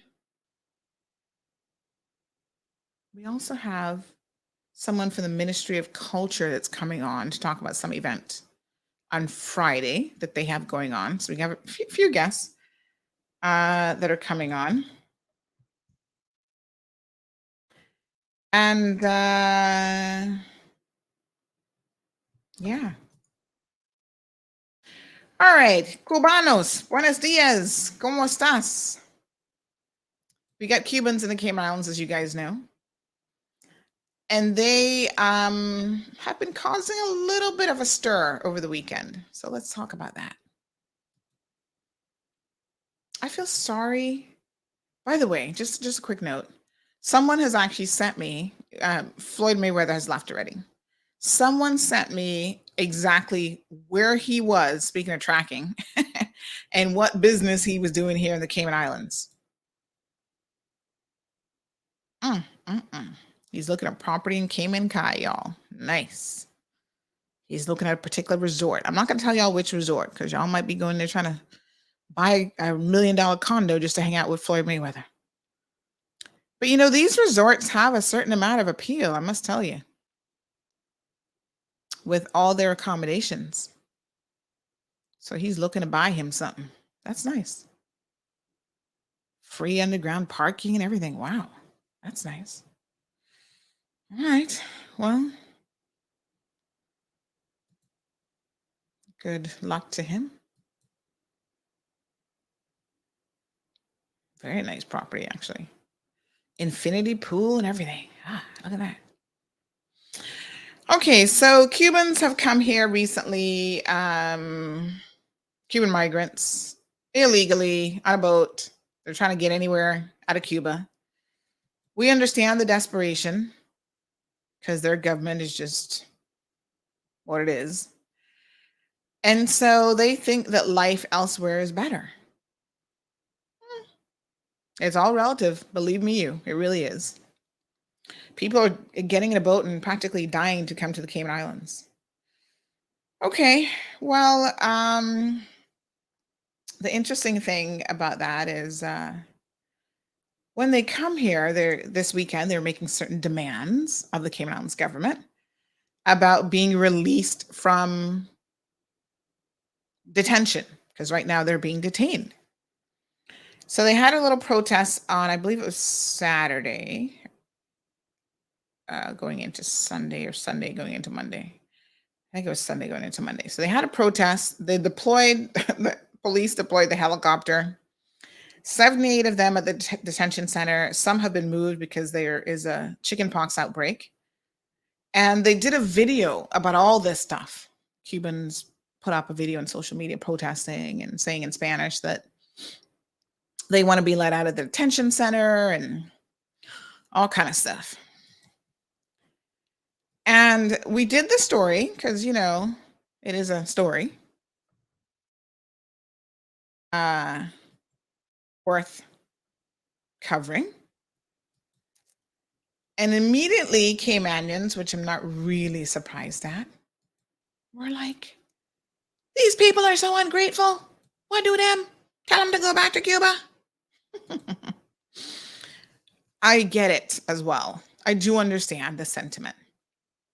That, you know, you're not an invited guest here, first of all. You didn't come through the right protocols. You didn't apply for work permit and checks and balances done, and you're brought in under that remit, you're kind of here as an unwanted visitor. So I don't know what red carpet that they thought that they were going to get, or what sort of unrealistic position they have as it relates to their treatment. But the Cayman Islands government, there's over 100 Cubans in recent times that have come in just this year alone. The Cayman Islands government cannot afford to be housing you in a $4,000 house that can only house probably maybe 5 or 6 people. Not when you got over 100 of you here. So we need the message to go out to reverb loud and clear beyond your shores and Havana and beyond in Cuba, that the Cayman Islands is probably not going to be your destination of choice, despite what you've been told, and we know they've been told, oh, go to the Cayman Islands. There are allegations of human trafficking, which I wouldn't doubt, because some of them coming very fresh, talking about they took a boat from Cuba, and you got on fresh, crisp clothes, you just had a bath, you look good, smell good. I'm like, you ride on a boat for how long? Not likely.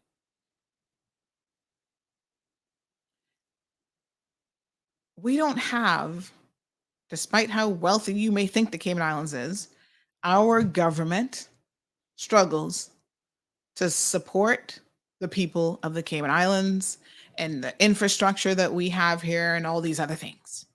We don't have an unlimited budget to help. So they're being housed at the Fairbanks Detention Center. Yeah. And so what that means, folks, I'm going to show you the video that they did actually,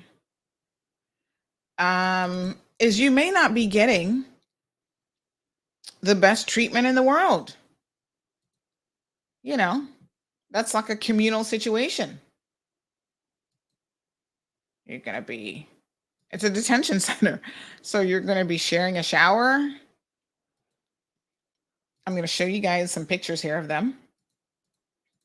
So they did have a chicken pox outbreak, which is like, ew. Poor things. So this is them outside of the detention center. I was surprised that there are a few women there. I'm like, where are the women? Are they living outside or are they actually inside the detention center? But anyway, there they are. There's this guy in his boxers and stuff. Oh, it's hot out there, child. So I'm not sure that this is what they envisioned when they thought of coming to the Cayman Islands. But you're not going to get put up at the Ritz. Here's one of the guys who actually has chicken pox, poor thing. Ugh, that makes my skin crawl. Here's another one. Feel sorry for them. So let's watch the video and then we're going to talk a bit more about it. Mira lo que estamos pasando aquí en la Cayman. Es un centro de migratorio aquí en migración, es un centro de detención. Mira cómo está la gente enferma aquí y no toman medidas con ninguno de nosotros. Mira, con fiebre la gente aquí, mira. Con fiebre y no vienen a ver a nadie aquí, mira. Son la gente que se está enfermando y hace días que no tenemos nada, ningún resultado de nada. Mira la gente enferma aquí, mira. Enferma está la gente aquí, mira. Uno con fiebre, volado en fiebre, mira. Esto es inmigración. No nos sacan, no hacen nada, no toman medidas, no hacen nada. Cero medicamentos, no dan de nada, mira. Mira para acá, cosito. Mira ese muchacho, mira. Como tiene que estar aquí con fiebre y enfermo, mira. Mira los enfermos, mira.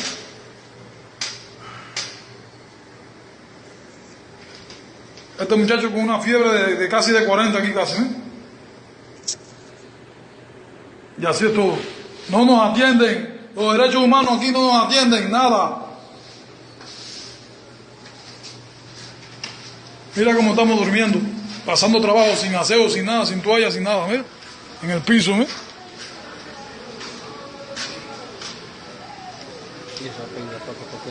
Para tenerlo grabado, ¿para qué va a ser? Y es contagiosa la enfermedad. Mira, un hombre tirado muriéndose en el piso y mira, convulsionando con fiebre hace como 5 días y no hacen nada con nosotros aquí, mira. No, y no querían llamar. Y no querían llamar nada, mira, no son unos, son unos cuantos, mira. Con la seguridad del Estado cubano para que se mueran los cubanos aquí. Uno está muriendo, miren a ver. Tienen que estar aquí y me tienen metido aquí el cojones por inmigración, confabulado con un hijo de puta de seguridad del Estado cubana que vive en esta isla, ¿viste? Inmigración confabulado, cojones para que me contamine también. Yo no tenía que estar aquí ni cojones, confabulado con Michelle, el chingado de la puta ese, que es de la seguridad del Estado cubana. Llevo 6 años en esta isla, 6 años en esta isla, cojones. Y me metieron para aquí para que me contaminara. De los cubanos que están desaparecidos aquí, Miguel. ¿Viste? No joda, que aquí los cubanos se desaparecen y no pasan ni cojones. Hay 4 desaparecidos, cojones. la ambulancia esa viniendo ahí. Mira, la camioneta que habían mandado a buscar. Mira, ahora queda bien, ahora. Decían que no había ambulancia, no, que se enviaron una gente para venir a la ambulancia. Mira, estaban diciendo que se muriera para que viniera una ambulancia aquí a la pinga esta. Chingados que lo que son. Viene como que no tiene ni gasolina, por eso la caga. What a hot mess. So someone's asking for the number for the Women's Crisis Center. Let me just see if I can get that quickly for you. You must be needing it if you're messaging on the chat here. So the Crisis Center contact number for them, Crystal, is they have a general inquiries number 943-2422. That's the 24/7 crisis line, open 24/7, emergency crisis center. Give them a call if you need them. All right. So, so basically what they're saying is the guy who was recording initially, and this is going to be a very rough translation, child, I was listening, and then towards the end, when it started to get a little bit too fast for me, all I heard was the word puta, and I was like, oh, Lord. So he's explaining that they're in the detention center in the Cayman Islands, that people are sick with fever and they haven't been provided any help. It's been days and they haven't gotten any results or any report, no medication, no assistance, that they're sleeping on the floor. Well, technically they're sleeping in cots that are on the floor, but anyway. And then the one by the fence says that he's been put in the detention center to get contaminated. And he's been 6 years on the island. He got detained and placed there. 6 years. Okay. And he said that Cubans disappear and nothing happens. Disappear in the Cayman Islands? That's because they got on a boat and went to Mexico. So lots of complaints, lots of confusion. And I'm going to just tell you, my Cubans, listen to me very, very carefully, because I know y'all be listening to the program. Caymanians think you're ungrateful. They don't really want you here. The government has an obligation to treat you with a certain degree of decorum or whatever, human rights. So you're not going to be mistreated in the Cayman Islands, but I wouldn't expect the red carpet. So they obviously had been given some kind of medication, because you see them with all the white stuff all slathered all over them. That's that treatment, chamomile or whatever the heck it is, when you get the chicken pox. You know, you put that on to kind of help with the itching and that sort of thing. So they've obviously been receiving medication. I mean, if you're running a slight fever, they're probably going to just give you Panadol. You know, I'm not really sure what their expectations were. But I must tell you, I'm just going to tell you how it is. I can't sugarcoat it. As a whole, Caymanians feel like the Cuban migrants that come here are very, very ungrateful people. That they're always protesting. They're like, go back home and protest. You know what happens when you protest in Cuba? You get thrown in jail for about 10 and 12 years. But they're always protesting. They always have the most to say about the conditions.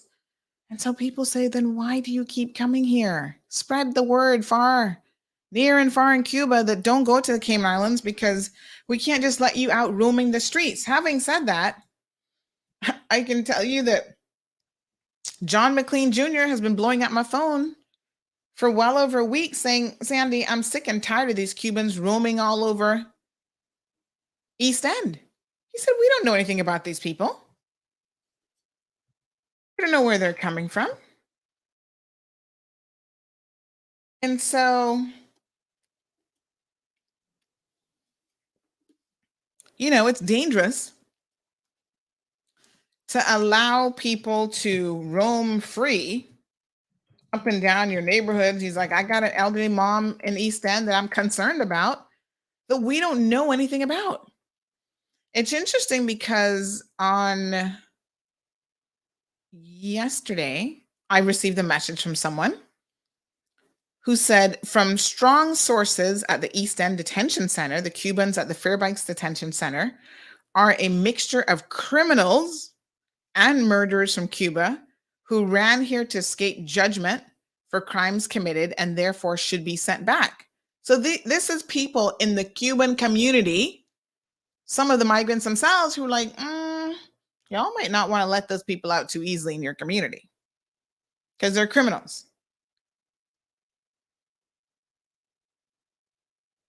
And that is why they have to be processed by CBC in a particular manner to try to ascertain their identity. The irony of it is, in my mind, if you're a legit person, when you travel, when you get on a boat to go anywhere, would you not travel with ID so that people can easily identify who you are? This person shared that that's the issue, and we don't really know because there's nothing to show who they are, nothing to prove their names or who they say that they are.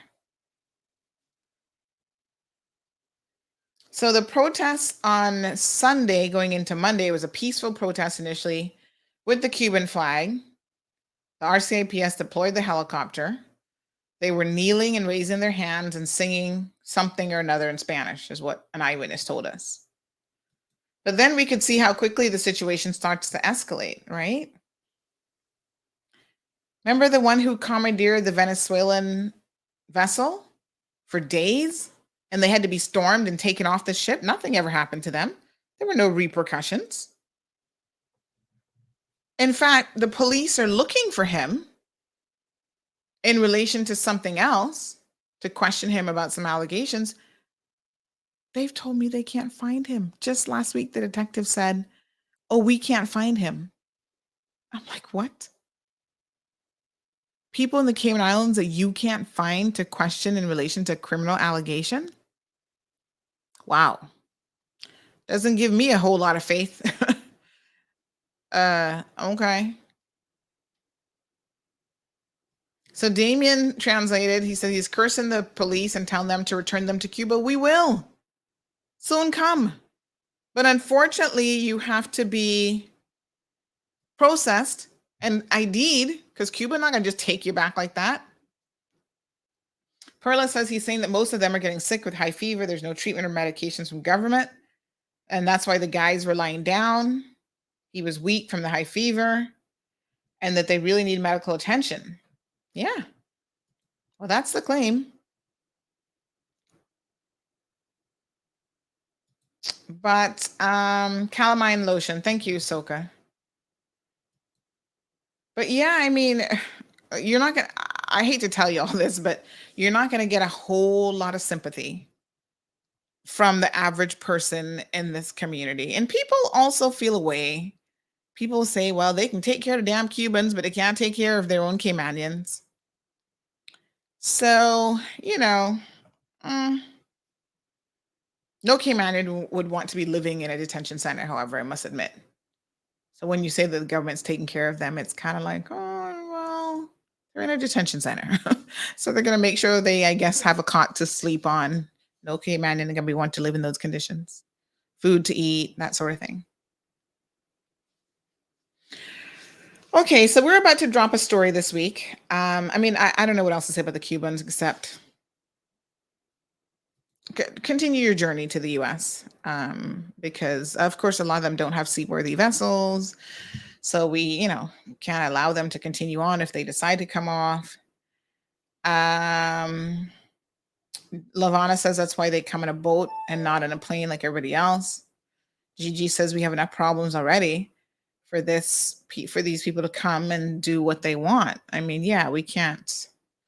And to Lavana's point, if they're like legit people, they would be able to travel in a plane, legit in the sense that they're not running from anything. Shall we just can't listen, you can't trust people. You just got to be careful. There were some horrible stories coming out of I don't know if you saw this the other day, but there's some horrible stories of child abuse and rape and stuff coming out of St. Vincent the other day. Renee had put those stories up, and I'm just like, wow, you cannot trust people. Trust no one, especially when it comes to your children. It's horrible. So I'm a little bit torn. Like, I have sympathy for their plight, but yeah, when you come here, what was your condition, your living condition in Cuba? You know, like if it was that good, if you were getting medical care when you had a fever and you could get access to medicine, whatever, why would you leave? No, because it was far worse than what it is here for sure. So, probably not a good idea to come here making any sort of demands on the people. The people are not going to take too kindly to that. So we have requested from government some information on how many of them have IDs. So I was told, generally speaking, that a lot of them do have national IDs when they arrive, but they're going to, CBC will get me some specifics. Because I'd like to know what percentage is showing up without IDs. Another person makes this observation: Cuba was treating them badly according to them. That's why they risked their lives and left. And some of them are very ungrateful, though, and seem to forget quite quickly and easily how difficult the economic conditions are in Cuba.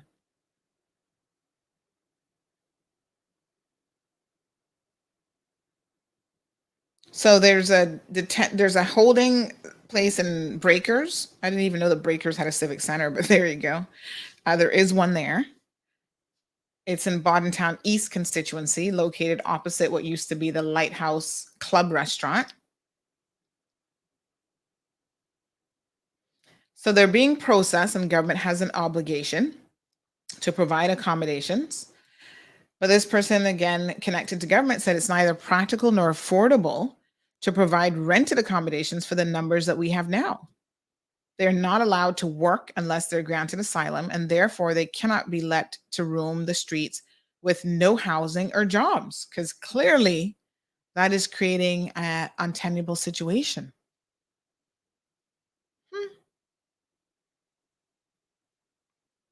So, it is what it is.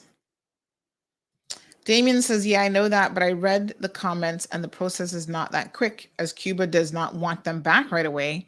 Now DR has more flights for them to reach Nicaragua, the ones who do it the legal way.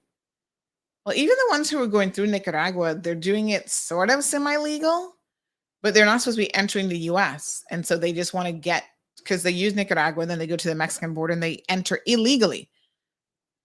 So they might have an ID, but I don't know.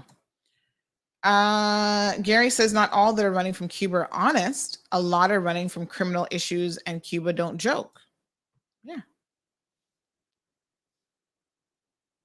Everton says, no, we don't need them here. We had enough problems with the Mexican border. Don't you see what's happening over there? No, sir. Send them back to Cuba. Let they fight for their rights in their own country. And to be fair to them, they have been protesting, but it doesn't seem to be getting them far. Julie says, Anna watching the Cubans while the predators is controlling the island. Stay there. So don't take notice of what's taking place or who's running things. When push come to shout, enough of us is going to suck sorry through a wooden spoon. Not quite sure I'm following that, but we need to pay attention to all of these issues. It's not that when people say something to me like this, I think, is that because the human brain can only process one thing at a time, which actually isn't true? We could be concerned about more than one issue at a time. So we're not just watching the Cubans and nothing else. We're saying, hey, this is an issue over here that we're concerned about that needs to be addressed. And we're watching tons of other issues. It's not a all or nothing. It's not like we're hyper-focused on the Cubans and nothing else. How many topics have we not talked about this morning alone? This hasn't been just about the Cubans. Yes, KK, the cost of living. Mm-mm-mm. Everything's going up. And when I tell you all over the world, I was watching a comment yesterday. Someone posted about the cost of gas. And someone said, oh, yeah, but in Canada, the gas was $8 and something a gallon. And so they're like, it's actually more expensive than it is in the Cayman Islands right now. And I was like, what? Really? Okay. Perspective, folks.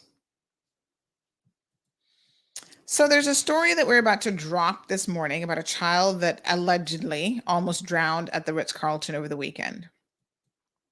I wish I could play the video for you, not the video, but the audio note of the parent who contacted me about this. They were so upset. So one parent was there. This is the water park. You guys know the water park, right? A lot of kids go there for it's a popular spot for birthday celebrations and so on. And, it's fun. It's like the water isn't necessarily deep, but it does have this bucket that fills up with water and then it pours it on the kids. And some kids like that. Kids just love water. Kids don't always understand the dangers of water, but they love water. And so, they were, this couple was there with their son, and they saw a child in the water, not responding. And they run over and pull this child out. The child, they say, wasn't breathing, and they had to perform CPR on the child. I was like, what? So this is quite an interesting story. We're going to put it up here shortly. I think Renee has been working on it this morning. The first thing I want to say is, parents, you have to be aware of child safeguarding policies. So every single place that you take your child, whether it's a water park, which is intended to attract families with children, summer camps are right around the corner. The questions that you need to ask, or at least a question, is what is your child safeguarding policy? You need to read and ask about the rules if you actually care about your children. Because one of the allegations here as it relates to the Ritz is that there are no lifeguards at the water park. And to be honest, I've been there a couple times for, parents have birthday parties there because they can order a little pizza for the kids. You order stuff there at the Ritz. And like I said, kids love water. And so it's a good opportunity for children to just enjoy themselves. But children in all situations need supervision, especially around water. Water is dangerous, whether you think your child can swim or not. So this little kid is like a 3-year-old child, almost drowns. And sadly, the accounts of what happened made people question, number one, is there a lifeguard? The times I've been there, I don't ever recall seeing a lifeguard. Never. And I've been there a handful of times because, again, my daughter's friends, they like to have functions there. So I don't recall seeing lifeguards there. And then what the person shared is that no one who was there that was part of the Ritz staff appeared to be CPR trained or CPR certified. So her son's father, who is CPR certified, was the one who needed to administer CPR to this 3-year-old child. And I spoke to him on the phone yesterday, and he said, Sandy, it's one of those things that you do it and you hope you never have to use it. Because performing CPR on anybody is not fun, but particularly on a child, because normally when you do the compressions and stuff, a lot of times you end up breaking people's ribs. But it's like break a rib or keep them alive. Those are your two options. So come to find out, the child had some sort of allergic reaction to something. They were still trying to figure out what it was. So I think he has a known allergy to cheese and something else, cheese and bananas or something, apparently. And they said the banana allergy can actually be really, really life-threatening. So he had some kind of allergic anaphylactic shock reaction. Your throat starts closing up. That alone can be deadly. And then he fell into the water and essentially was starting to drown in the water. Nobody was really paying attention. His father saw it, ran over. He was losing consciousness in the water. Hotel has no Benadryl, no EpiPen, nothing. This person, the parent who shared it on online, said, while I find it extremely weird and discomforting being the ambassadors of the environment deal with children on a daily basis, that they wouldn't have anything like this on hand. Nobody seemed to know CPR. They addressed their concerns with the management at the facility and raised the fact that none of the staff were CPR certified. And they were given what they say is the unprofessional response of, we'll look into this.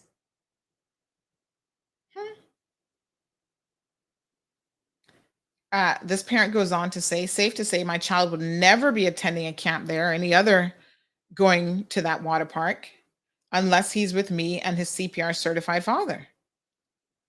Super sad situation. This is how they described it. As we've all been shaken up, especially with all of our attention on the little boy and not being able to comfort our boys as we'd like to, due to being on the phone with 911 and administrating CPR. So the ambulance actually came for this child. They go on to say, while the staff seemed to breeze everything off like nothing, very disappointed in this particular hotel as we're frequent guests to the water park. Now, the Kimpton also has a water park. And I have seen parents, like I get so paranoid with children around water. I have seen parents, right? Like I've seen kids almost knock each other into the water. They're running around. I'm like, oh, I'm in pins and needles. Like, oh my God, that child's gonna slip and fall. And the parents are like, don't worry about it. They'll live. They're resilient. I'm like biting my nails. Like, oh my God, are you serious? No, sir. Some parents are slack, I must say. But you also need to ensure that wherever you are aware, like, are there lifeguards? Most of the people working at these water parks are there to serve you your drinks and make a tip and, get you some snacks and some food. So it's a little bit scary that there's no lifeguards there, and the people who are there don't seem to know CPR around water. That's almost like a given. So this got me to thinking about my own CPR skills, which I used to be CPR certified. I became CPR certified in high school because these are just things that you do in the States. You get CPR certified. And so I did my very first CPR course. I think I might have been like in the 9th or 10th grade. And then, CPR certified for a while. I think I let it lapse because my job at the time was an RA. I had to be CPR certified as well when I got to university. And then, of course, when you have a baby, you go to all the baby courses and whatever. Like we did all that. And we did baby CPR. But I haven't been certified in a minute. And I'm thinking maybe I need to get certified again. Although, oh God, I'm like, I don't want to, like this parent said, nobody ever wants to actually use it. But sometimes it's necessary. Good morning, Damaris, joining us from Queens, New York. KK says, what? That's crazy.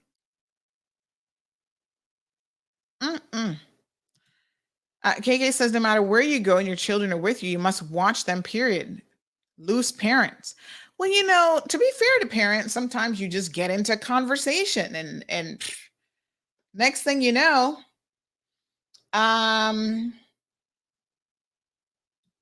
you take 2 seconds off your kids and anything can happen.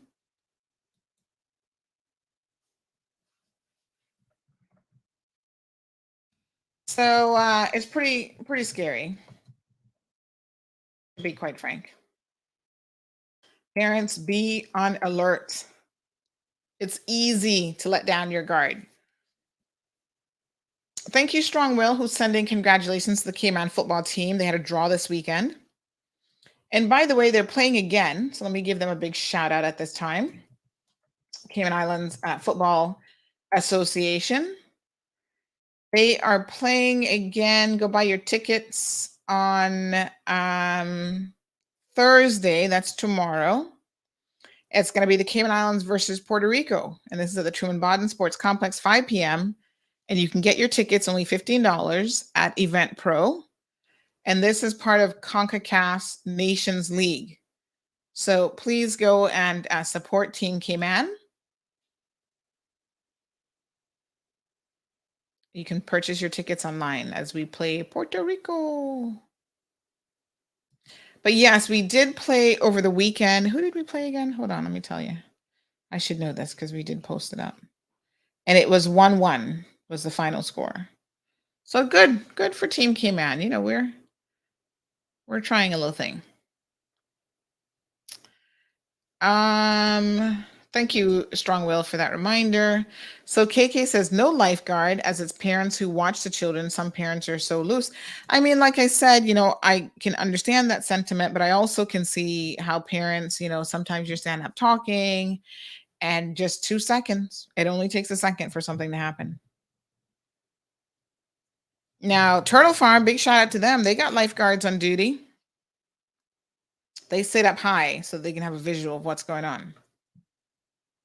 And it's raining in the beautiful Cayman Islands right now. Newlands, it just started raining. So I don't know. We've reached out to the Ritz for a comment because I'm curious to know why staff who work in that area wouldn't be CPR. I mean, I would think as part of just your hotel training, I mean, you are the ladies and gentlemen of the Ritz-Carlton after all, that pretty much everybody should do a basic course, safety course, which should include CPR training at least once a year because you got to renew your CPR training. Oh God, I remember so vividly. This is like the weirdest thing. When I first got CPR trained, for some reason, that moment in my life has always been embedded in my brain as a memory. Because child, it was a lot of hard work. I remember sitting there on the dummy doing my compressions. And I was like working up a sweat. Like, give me a minute here. And I was, and you count to, was it 10? And then you blew, and then you did some more compressions. So we took turns on the dummy, and they had a little, like you change out the mouthpiece on the dummy, even back then, you know, for sanitary reasons. And yes, child, I even remember what I was wearing that day. Isn't that like the most random thing in the world? It's so weird. I'm like, what, 15 years old, maybe 14 years old, probably 15. And I just remember what I was wearing that day and the compressions. And you know what else I remember? There was a super cute guy in class. Yeah, had beautiful hair. Nice, beautiful hair. Anyway, get CPR certified, folks. That's the bottom line. I think that things can happen. You know, they should have not just people who are CPR certified, but you should also have the what are the devices called again? Help me out, doc. I know some of y'all watching are doctors. You can get the home kits that can shock you back to life if you need it. You know, get yourself one of those because that's something else that you need. I'm just saying. Defibrillators, yes. Are they called defibrillators? I think you can actually buy these on Amazon because most government buildings now have them. Defibrillators, AED for home use. They cost you, depending on which one you get, anywhere from about, let me see here now. Single AED trainer, that one's $119. They go up to normally a couple $1,000. But if somebody has a cardiac issue, and that can impact old people, young people, you never know. You know, you can quickly get the heart pumping again until someone can come from emergency services. So I think that the lesson here is, number one, the Ritz needs to answer some questions about their policy and tell us how we should feel safe having your children go to your facility? What training do they have? But they always have these little disclaimer signs when you go in, oh, it's your responsibility if you drown or if your kids drown, sort of thing. But is going to want to go to your business if, they don't feel like your staff can even help in an emergency situation. Right? It's a good opportunity, but parents, please. Summer camps are here. You've got to ensure that ask, in a camp, anything can happen. What are your safety protocols? What if this happens? What if that happens? Ask to see their policy, because they should have written policies in place as well. Super, super important. So those are our topics for the day, folks. Tomorrow is Thursday. We're going to talk, like I said, we've got some guests coming onto the program, talking about the food bank, and then we'll have some open mic opportunity again to see what else is on your mind. Hoping that you guys have a fabulous day today. A little bit of rain, so stay dry. Drive slowly. Wear your seatbelt. No drinking and driving. We're going to talk about that video tomorrow that's now gone viral. People drinking and driving and recording it and putting it on TikTok. Can you believe people? That is like the ultimate in stupidity to do that. Anyway, you guys have a fabulous day. Thank you for tuning in to another episode of The Cold Hard Truth on Bobo 89.1 FM. Cayman's #1 talk show is live weekdays from 7:30 a.m. Never miss an episode again. Watch anytime on CMR's Facebook and YouTube channels for the latest show episodes. Don't forget to follow us online on our social media channels. And visit CaymanMarlRoad.com for all the latest news and community happenings.